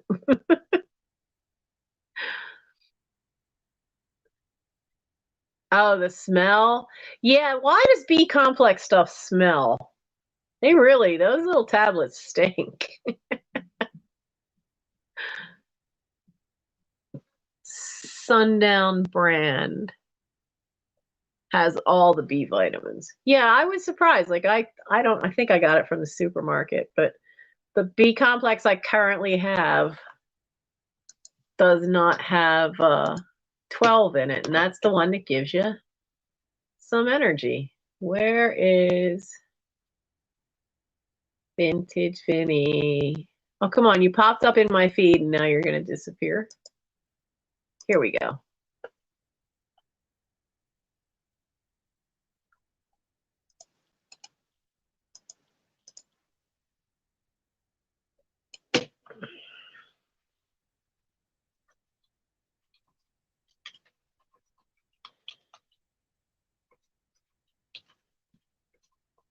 Oh, dang it, I hit a wrong key somewhere.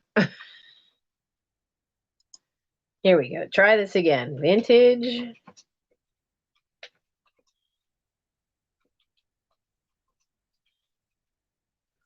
This is the link to Vinny's latest video, the one he just posted. There you go. There you go.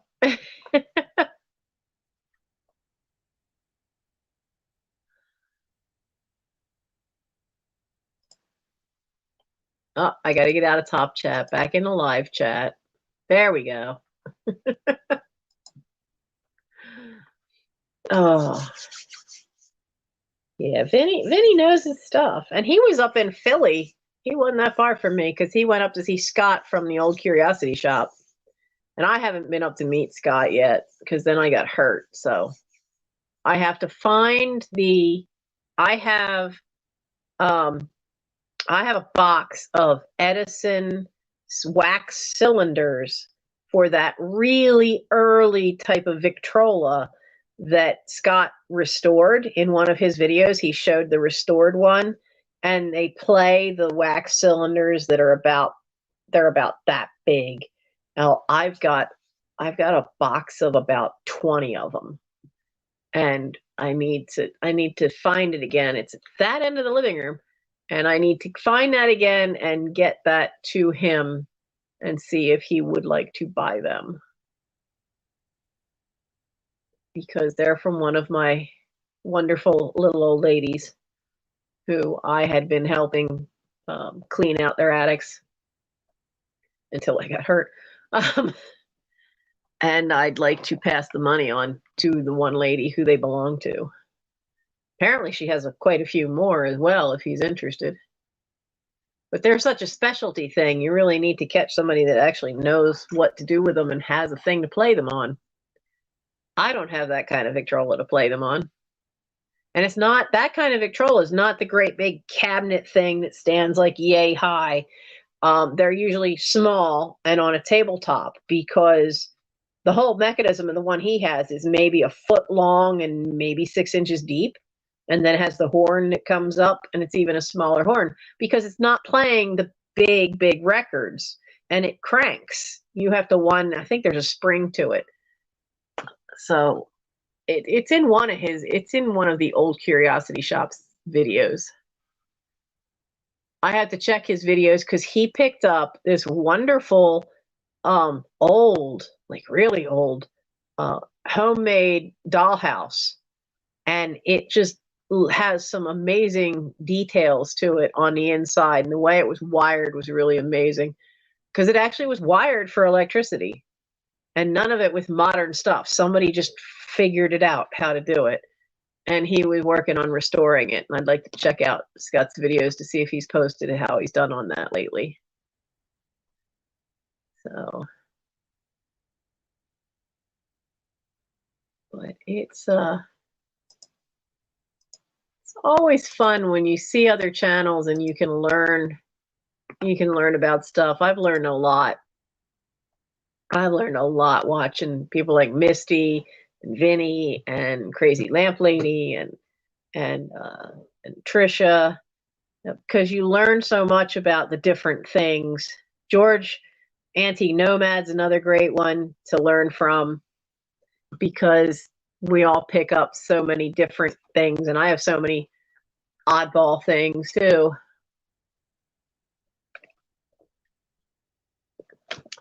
Yeah, see, All in the Attic Treasures, that's why I want to get together with Scott, because I don't want to try selling those cylinder records on eBay because I'm afraid to ship them. I do not want to try shipping them. That wax is over 100 years old, and I would be so afraid that by the time it arrived that it would be in pieces. So I don't want to try selling them for her online. I would rather do it with somebody local and just get them to them. Drive it up to Philly if I have to. Much as I don't like driving in the city, I'm willing to do that for these. Besides, then I get to meet Scott. So yeah, I mean they can be fragile. I have a very fragile Edison box, cardboard box. It is the actual box for Edison light bulbs from 1901 or 1906. I forget. I found a date. I thought I found a date on the box, but the cardboard is brittle, and I can't ship it until I can find a box that this thing can fit inside. And so I haven't listed it yet. And as near as I could tell, the early Edison bulbs, they go for a pretty penny. And only once did I ever find any kind of box. And this is the bulk box. This isn't the little one that the bulb would have been in. This is the bigger box that the boxes with the bulbs would have been in, and there would have been 6 of them in this box.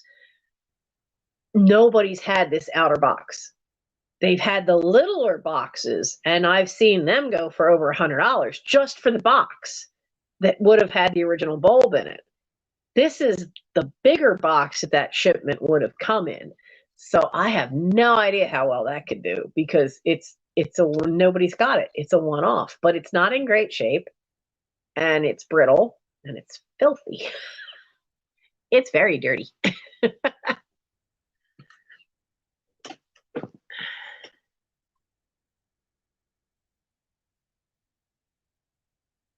Yes, both candle holders are in the box. Fiona, did you want them sent separate to break up the weight? Because I can change that. I could take one out and then put some of the lighter weight stuff in there if you want.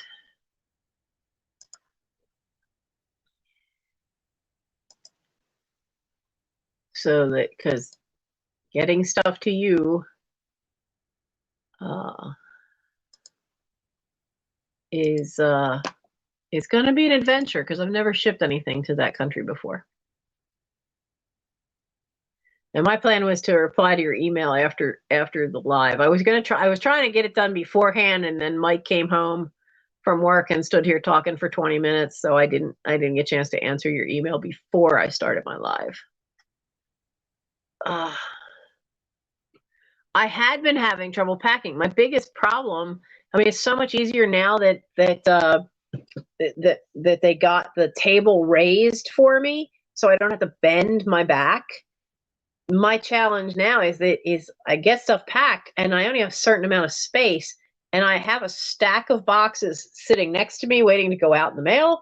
But then I have a stack of boxes upstairs sitting in the hallway on the landing waiting to come down here so that I can weigh them and invoice. But I don't have the space to put them because I still got these that have to go out in the mail. But some of these are leaving tomorrow, so I'll have more space. It is definitely still too much of that sliding jigsaw puzzle. You know, those square ones where you got to move this piece here to move this piece up, to move this piece over. I feel like this whole house is like that, and sometimes it drives me nuts. But that's part of the problem with the packing is even if I get stuff packed, I can't carry it down the steps. I still can't carry more than 10 pounds. Or I can't carry too much because I'm hanging on to the banister with one hand. Because now traction is tearing up the hip on the other side. There's something going wrong there. Traction's stopped working and is now hurting. So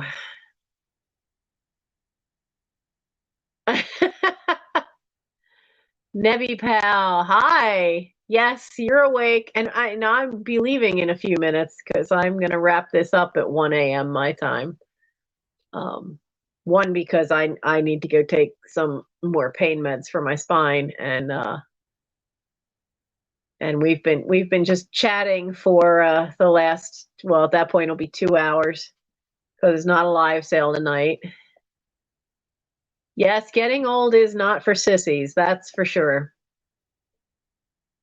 And I have arthritis in lots of places because when I was a kid, I was the tomboy and grew up with 4 brothers and a Boy Scout troop. So, and they didn't have trail bikes when I was a kid. We also didn't have cameras and phones that record everything. Thank the Lord. But I used to take a regular bicycle, riding that on trails in the woods. Those tires aren't for that. I've crashed more than one bike, and I know cracked more than one rib doing that. Probably put a few other cracks in the arms and things. And now they've all got arthritis. It's not fun. I can't look. See, my camera's going wonky again. So I guess it's like if I sit too far back or if I sit too close. Maybe it's because I'm too far back. It's just weird.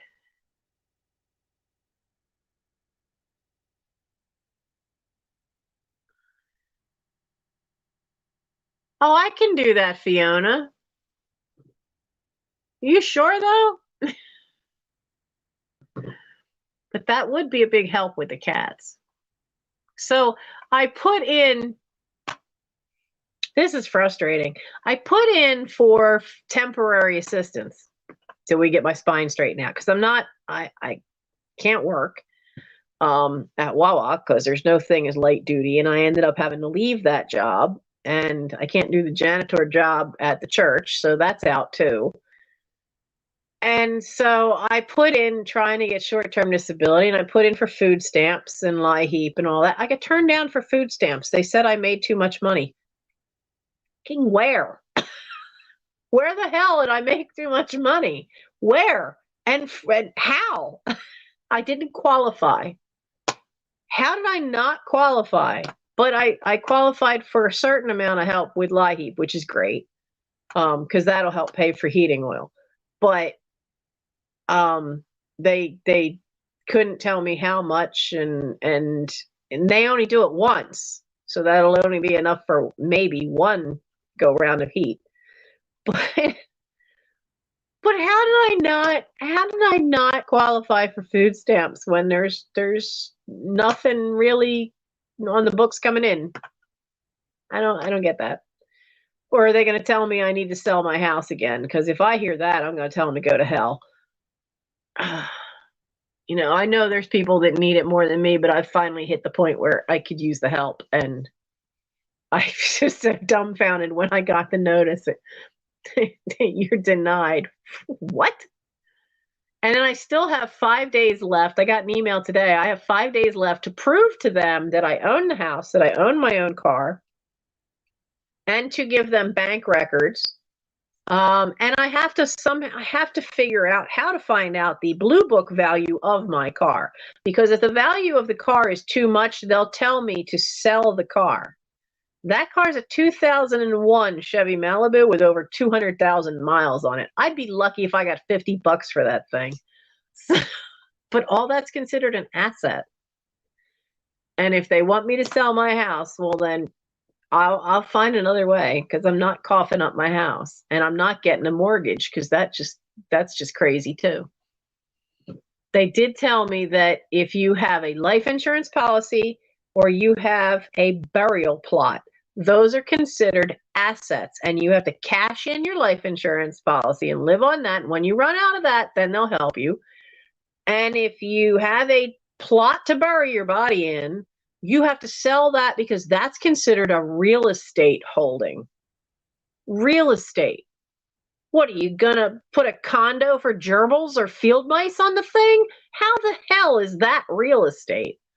But that's what they classify it as. Luckily, I don't have a burial plot. I'm not gonna need one. I'm gonna go snap, crackle, pop. So, you know, I'm just gonna go snap, crackle, pop when the time comes. I don't know, Melinda, how they factored that I didn't, because there's no way that I made any decent amount of money up to May, because we were still doing COVID hours. So I was only working 10 to 15 hours a week, because we still were, still had me at those lower alpha. Yes, it is. In the USA, it is completely screwed up. I think I'd have been better off if I didn't do it, which they want you to do the automated thing over the laptop, over the computer. And I half think I would have done better if I'd gone down there and sat and lost an entire day of getting anything done, and sat there and waited and gone through. But I had no faith in that, because years ago, when I had to go through that when Mom first died, to make sure Mike had, and I had to go to the welfare department to make sure my nephew had health insurance, because where I worked did not cover dependents. So I had to go through them to get his health insurance. And they honestly told me I should force my disabled brother to hand me his Social Security disability and use that to live on. That's a felony. To force anybody to hand over a Social Security check is a felony. I immediately asked for the woman's supervisor and gave her what for.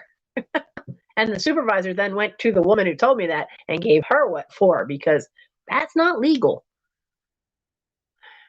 Yeah, see, houses should be exempt from asset tests, because you need a place to live.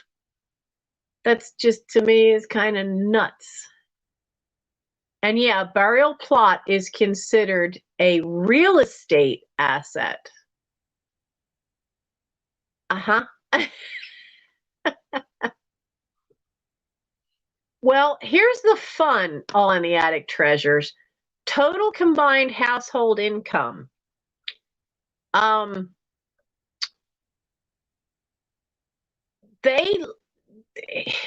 So LIHEAP doesn't count my brother, because we have a rental agreement.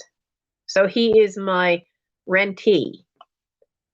Fine, because that is the only income I see from him. I will be honest, I see $300 a month. Yeah, that's pathetically low, but he's disabled. So, and he's got Crohn's disease, and he's in the later stages of it. So he's got a lot of his own meals that he's got to put out on, and other things, and running my car around. He deals with all that.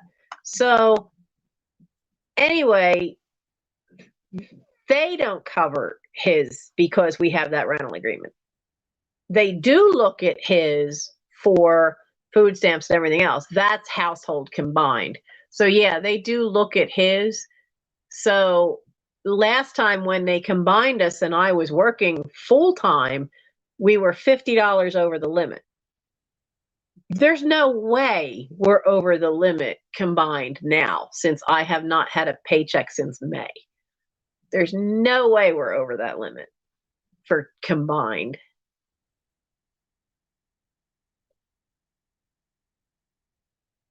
Yeah, yeah, it is. A lot of it is decided by the state, and it's crazy. I know. Well, burial plots do increase in value because my parents bought their burial plots in the 50s, and they prepaid to have the hole dug. It was the best investment they ever made, because by the time they passed away, Dad in 96 and then Mom just 14 years ago, by then the cost alone for having to dig the hole was huge. So, that was a good thing. Now they bought 4 plots because they had already had 3 kids at that point. So they bought 4 plots. So there's still 2 there, but I don't own them. My sister has those to hang on to because we figure, there's still 3 other brothers, and they're gonna have to have something. They're gonna have to go somewhere. So my sister has the custody of the plots. Oh yeah, the whole world's kind of crazy in different ways. And in the U.S., seems like the lawyers and the corporations run everything. Yeah, right, Melinda? I mean, you guys can. Yeah, see, here's the problem is household can have different meanings. He is a sibling. Because he is directly related to me as a sibling, they count his income. My nephew is not what they consider directly related, so they don't count him. And he takes care of more stuff than Gary's 300 does. But I don't have an agreement written out with Mike. But Mike takes care of so much more. But yeah, it's crazy. It's crazy. They consider in this state, they consider instead of for the same household, they will count one but not the other, because they only count direct relation. So they would count, if it was me and Mom, they would count Mom and mine together as a household. And Gary, because he's a sibling, they'll count him and me together as a household. But Michael is not considered a direct relation as a nephew. I don't know. I don't know. It's bizarre. And every state can have different rules. It's just bizarre. Have fun, Elizabeth. Have fun at that exhibition for your daughter. And send me pictures. I'd love to see that. I would absolutely love to see her artwork. You're a proud American. You're going to be cremated and mail little bits of yourself to y'all. Okay. Nope. I'm going to be cremated. They're going to put a little bit of me down in Arden, Delaware, in the arts and crafts community in Arden. They're going to put a little of me in Rose Valley, and the rest is going in the compost pile to be turned back into whatever. Because, in nature, that's what everything does anyway. Oh. Oh, wow. Is that what they do, Fiona, in Singapore? After 15 years and sent for cremation. Oh, because not enough land. There are places I know, in Japan. Isn't it usual to be cremated in Japan? But yeah, I mean, I don't like the fact that you're not allowed to decay here. They always want everything's got to be hermetically sealed, which may or may not be true because every state is different. The laws are different in different states. Some states insist that the casket has to be hermetically sealed. Others don't care, and you could be in a plain bound box, a plain pine box, and lowered in so that your body and the box can decay like, nature intended. Other places you have to have the concrete vault In PA, I don't know if you actually have to have the concrete vault, but I can guarantee you that every cemetery is going to tell you you'd have to, and nobody questions it. Oh no, this is pre-pandemic. This is pre-pandemic. So, because I had to go through it with my parents. Yeah, see, just wrap me in a sheet and throw me in the hole. I'd be good with that. I'd be fine with that. There is a company that if you're cremated, they mix the ashes with the dirt with a tree.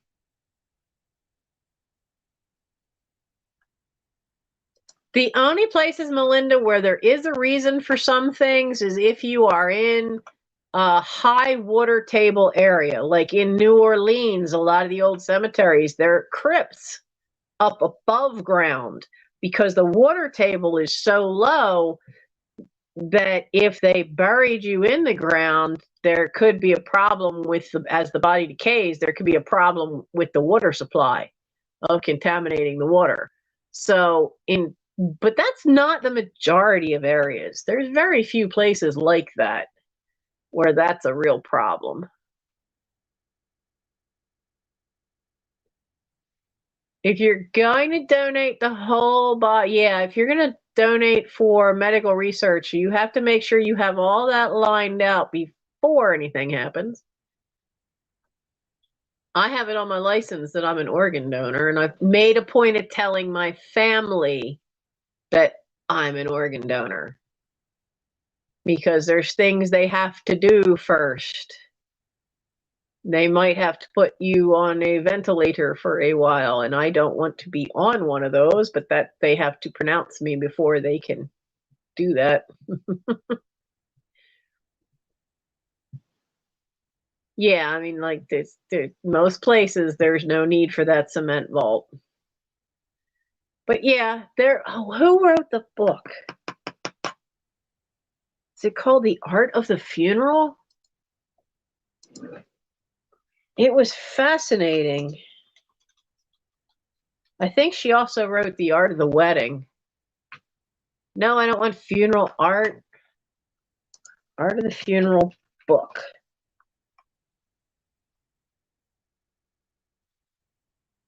I don't think that's it. Well, maybe if I find, I can't remember who wrote it. No, it's not Art of the Wedding either. Okay, so Art of can't be the title. But there is a woman who wrote a book a couple of years ago. Well, we're in the 2000s now, so a couple of decades ago. And one of them was, I know what it was, American Way of Death. I'm pretty sure that's it.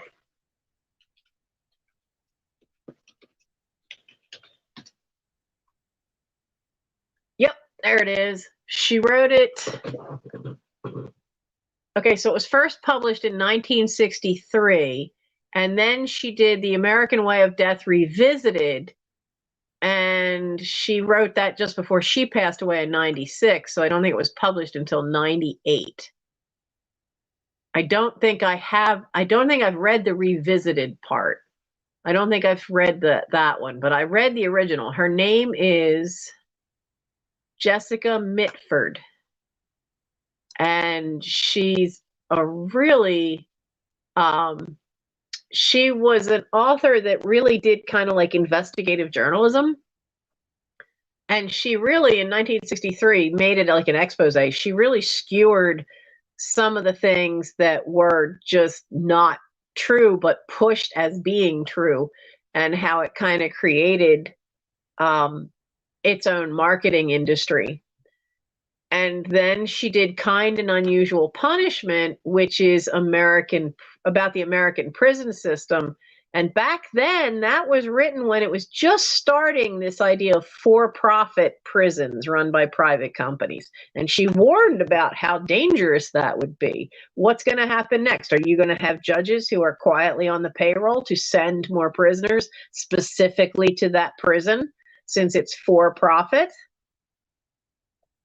So she really did write some really nice stuff that made you stop and think. And she did it years before anybody even thought of some of these things. So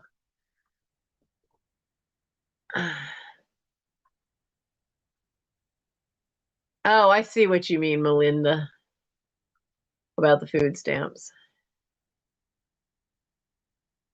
Oh, you can do the tree with your whole body. Well, just like the idea of burying a couple of fish heads with the corn seeds.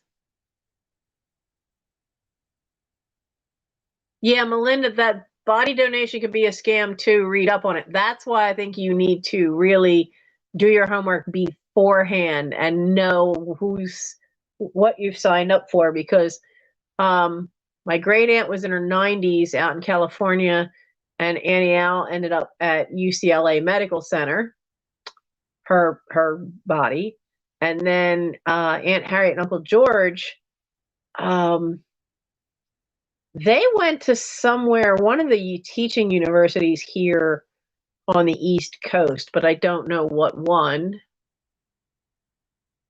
If I were going to donate my whole body, I'd kind of want to go to, technically, I think it's in Maryland. I want to go to the FBI field lab. Send my body there.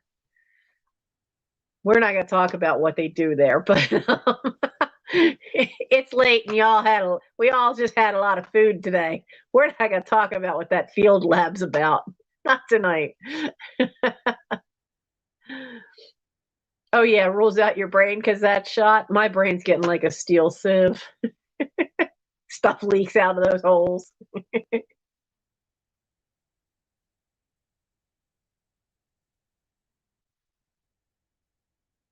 Yes, Christy. Yes, just Christy. Exactly that. I'm not sure how many people here know about the body farm, and I wasn't going to get too detailed considering that this was a holiday where most people have a overeat and have a lot in their tummies. Don't look for anybody reading her comment. Don't look that up tonight. Do not look up the body farm tonight.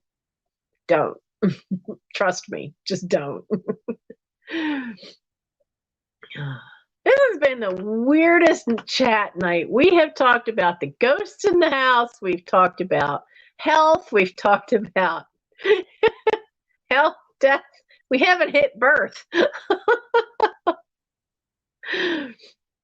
The only funny thing I have about birth is one day Michael was in elementary school, and Sister Kathy, I thought her head was going to explode. So was it her? Oh no, it wasn't. Sister Kathy was the one about which did I think Michael would learn more at? Being stuck in a summer school program, not because he failed anything, but because they decided that every kid in the school had to be in this summer program. So basically, these kids have year-round education, and they were testing this out that year. And I said, I'm going to take him to summer camp for Boy Scouts. And she said, well, really? Which do you think he's going to learn more from? Being in school for the summer or a week at Boy Scouts? And I went, Boy Scouts. He'll learn more in Boy Scouts. They told me that if I took him out of school for a week, 1 week, to go to Boy Scout summer camp with his troop, that they would then expel him and he wouldn't be allowed back in the fall. So that's the only time he missed summer camp. And then we found out afterwards, I should never have asked for permission. I should have just sent him. Because they didn't kick anybody out. I was not happy over that.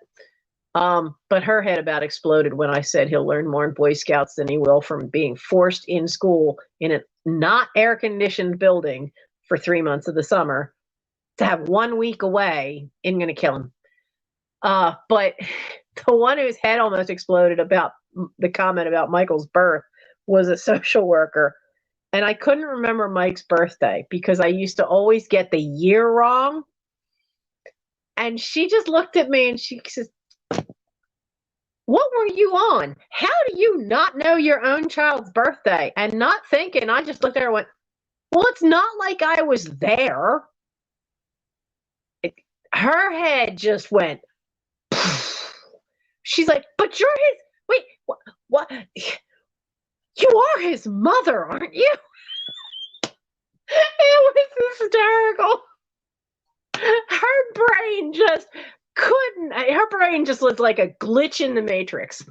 But I wasn't there when the kid was born. I'm his aunt, not his mother. Oh no, you spelled Soylent Green right. Yes, I have seen Soylent Green. When I first got Netflix, and we got Netflix, and even when times have been tight, Netflix has been the one lone perk that I have kept. Because when Mike was in school, there were a couple of teachers that would give extra credit if he watched certain documentaries about certain the one was the history professor used to do it.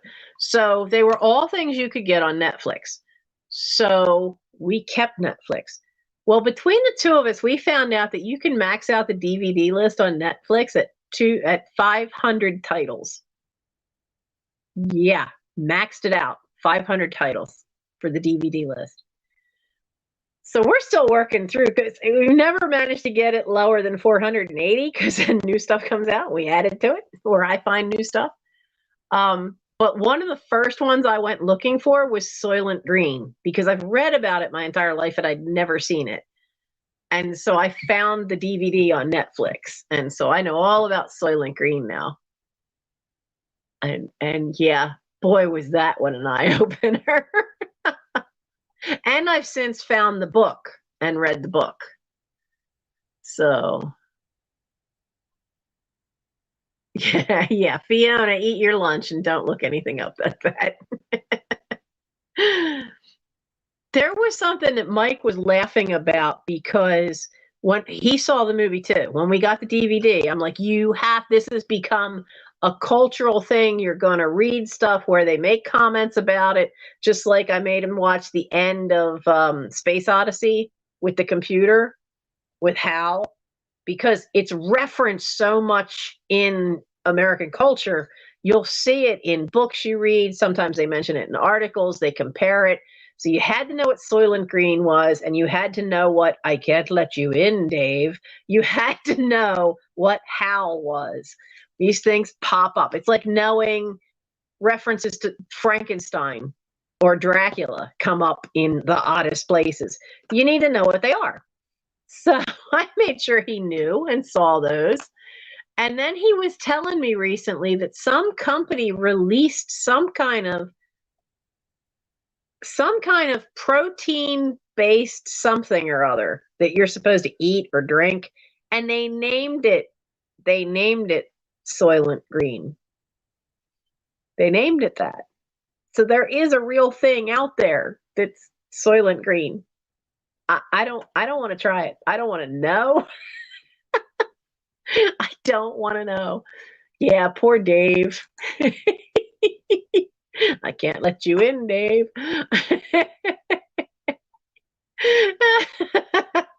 He had to learn about that one because one day at Scouts, I locked him out of the car because he was being a jerk.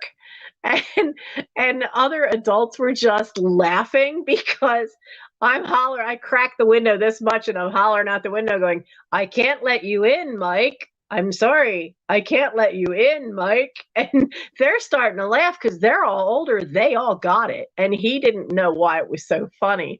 And so I had to make sure he knew what that was. And we were trying to watch the rest of that movie, and the whole first chunk of that Space Odyssey movie is so god awful boring. So, I'm never going to watch the rest of it again, but I might watch the end where you're in the space station and have Hal, the computer.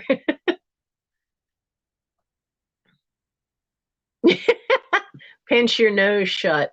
Do you know the Victorians were so in England and here, probably other places in the world, they were so paranoid about the idea of being buried alive that you actually could pay for a bell system that you would be stuck on this cast iron pole would go down into the ground and there'd be a bell. And the bell would have a string attached to it that went down through the dirt into the casket and was attached to a thing on your finger. So that if you woke up while you had been buried, you could pull on that and ring the bell and they'd know to dig you up. Cool concept, but wow. They also started telling people that you should, to make sure somebody was dead, that's when they started the idea of putting a piece of glass or a mirror like under the person's nose, because then if they were breathing, it would fog it up. So but back then, I mean, back then it was a real problem to really be sure if somebody was deceased or not, because they really didn't know much.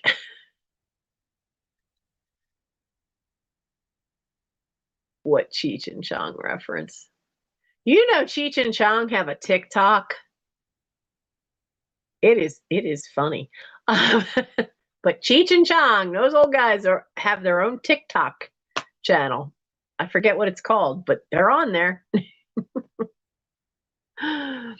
Oh. But yeah, can you imagine that, being so afraid that you'd actually like pay for that? I can't imagine that.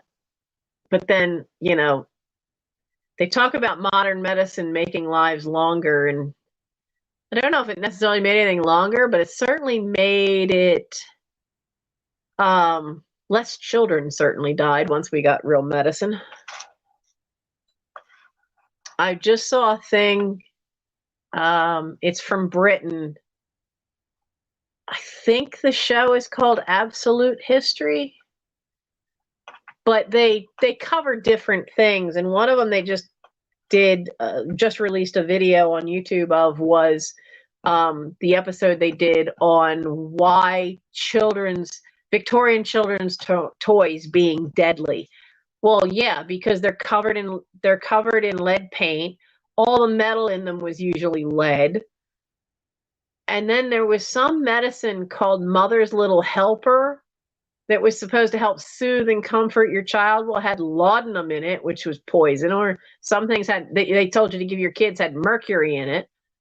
The first baby bottles actually had a cork in it and had early vulcanized rubber. These two things are very porous, so the milk would get stuck in those pores and go rancid. So now you're feeding your kid bacteria because you can't properly clean it.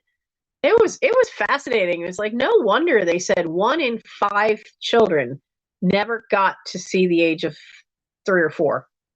1 in 5. That's how prevalent it was at that time period for your children to die. That's scary.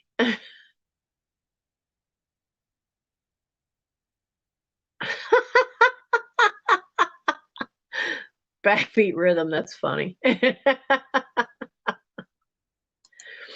I know what my dad was buried with. My dad was buried with a handful of fireworks, because they didn't used to be legal in Pennsylvania. The worst thing though is, like, he'd have this bag. He'd stop at this place called South of the Border, which is just outside of, I'm not even sure where it's at, but anyway, it's outside of the Pennsylvania state line. And he'd buy these fireworks and he'd bring them home. And they weren't legal in the state, but he'd be setting them off out in the field at my sister's place when they first got married, which is fine. You had plenty of space. You're not near any other houses. But he'd be digging around in this bag with a lit cigarette hanging out of his mouth, rooting around. And we used to take bets on, was he ever going to drop that cigarette into the bag? Never did.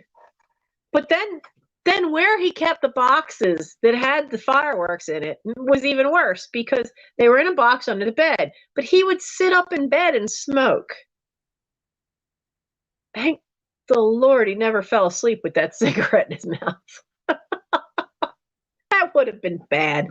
That would have been real bad. Oh, well, it's 1:30, guys. I am going to go take some Tylenol and head to bed. I hope you guys had fun.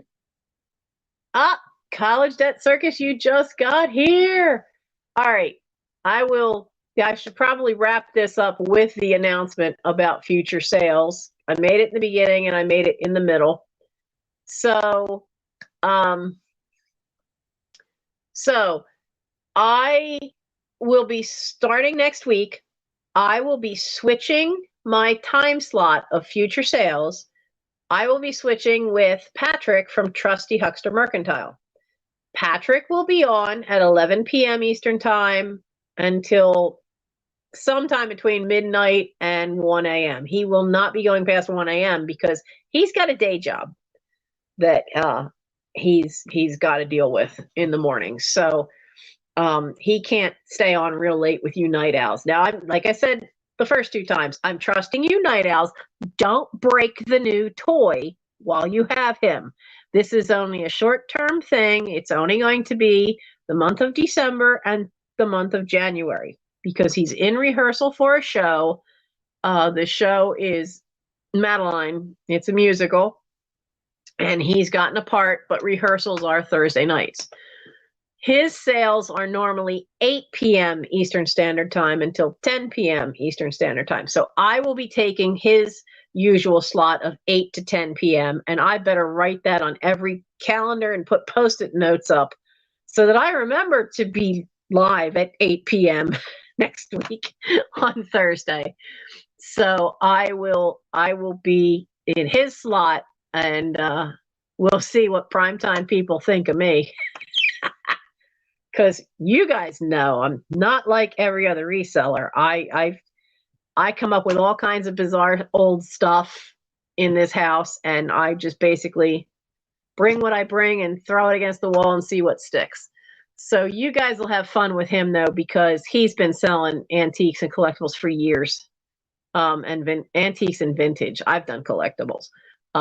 But he's done that for years, and so you'll have a chance to see some really cool vintage stuff that I probably would not find here.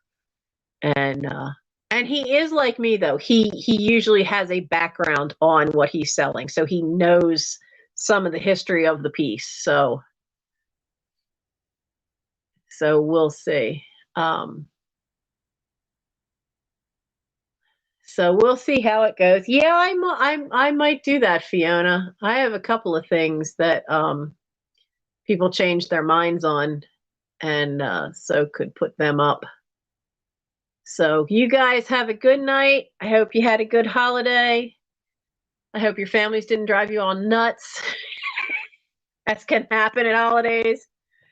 And I will see you guys. Some of you, if you're able to be there at 8 p.m. Eastern, I will see you guys next week. Then, and on any given night, if I feel up to it, I might. We'll see, because like I said, this traction therapy is clobbering me. I might sneak in after him and do a short live just to say hello, but that probably won't be for it definitely won't be this coming week, because I have to be that next morning. I've got to go get the shot for my knee. So the insurance company finally approved it. So next week on Friday, but I got to be there by 8 o'clock in the morning. That's when they can fit me. They're shoehorning me into the doctor's schedule.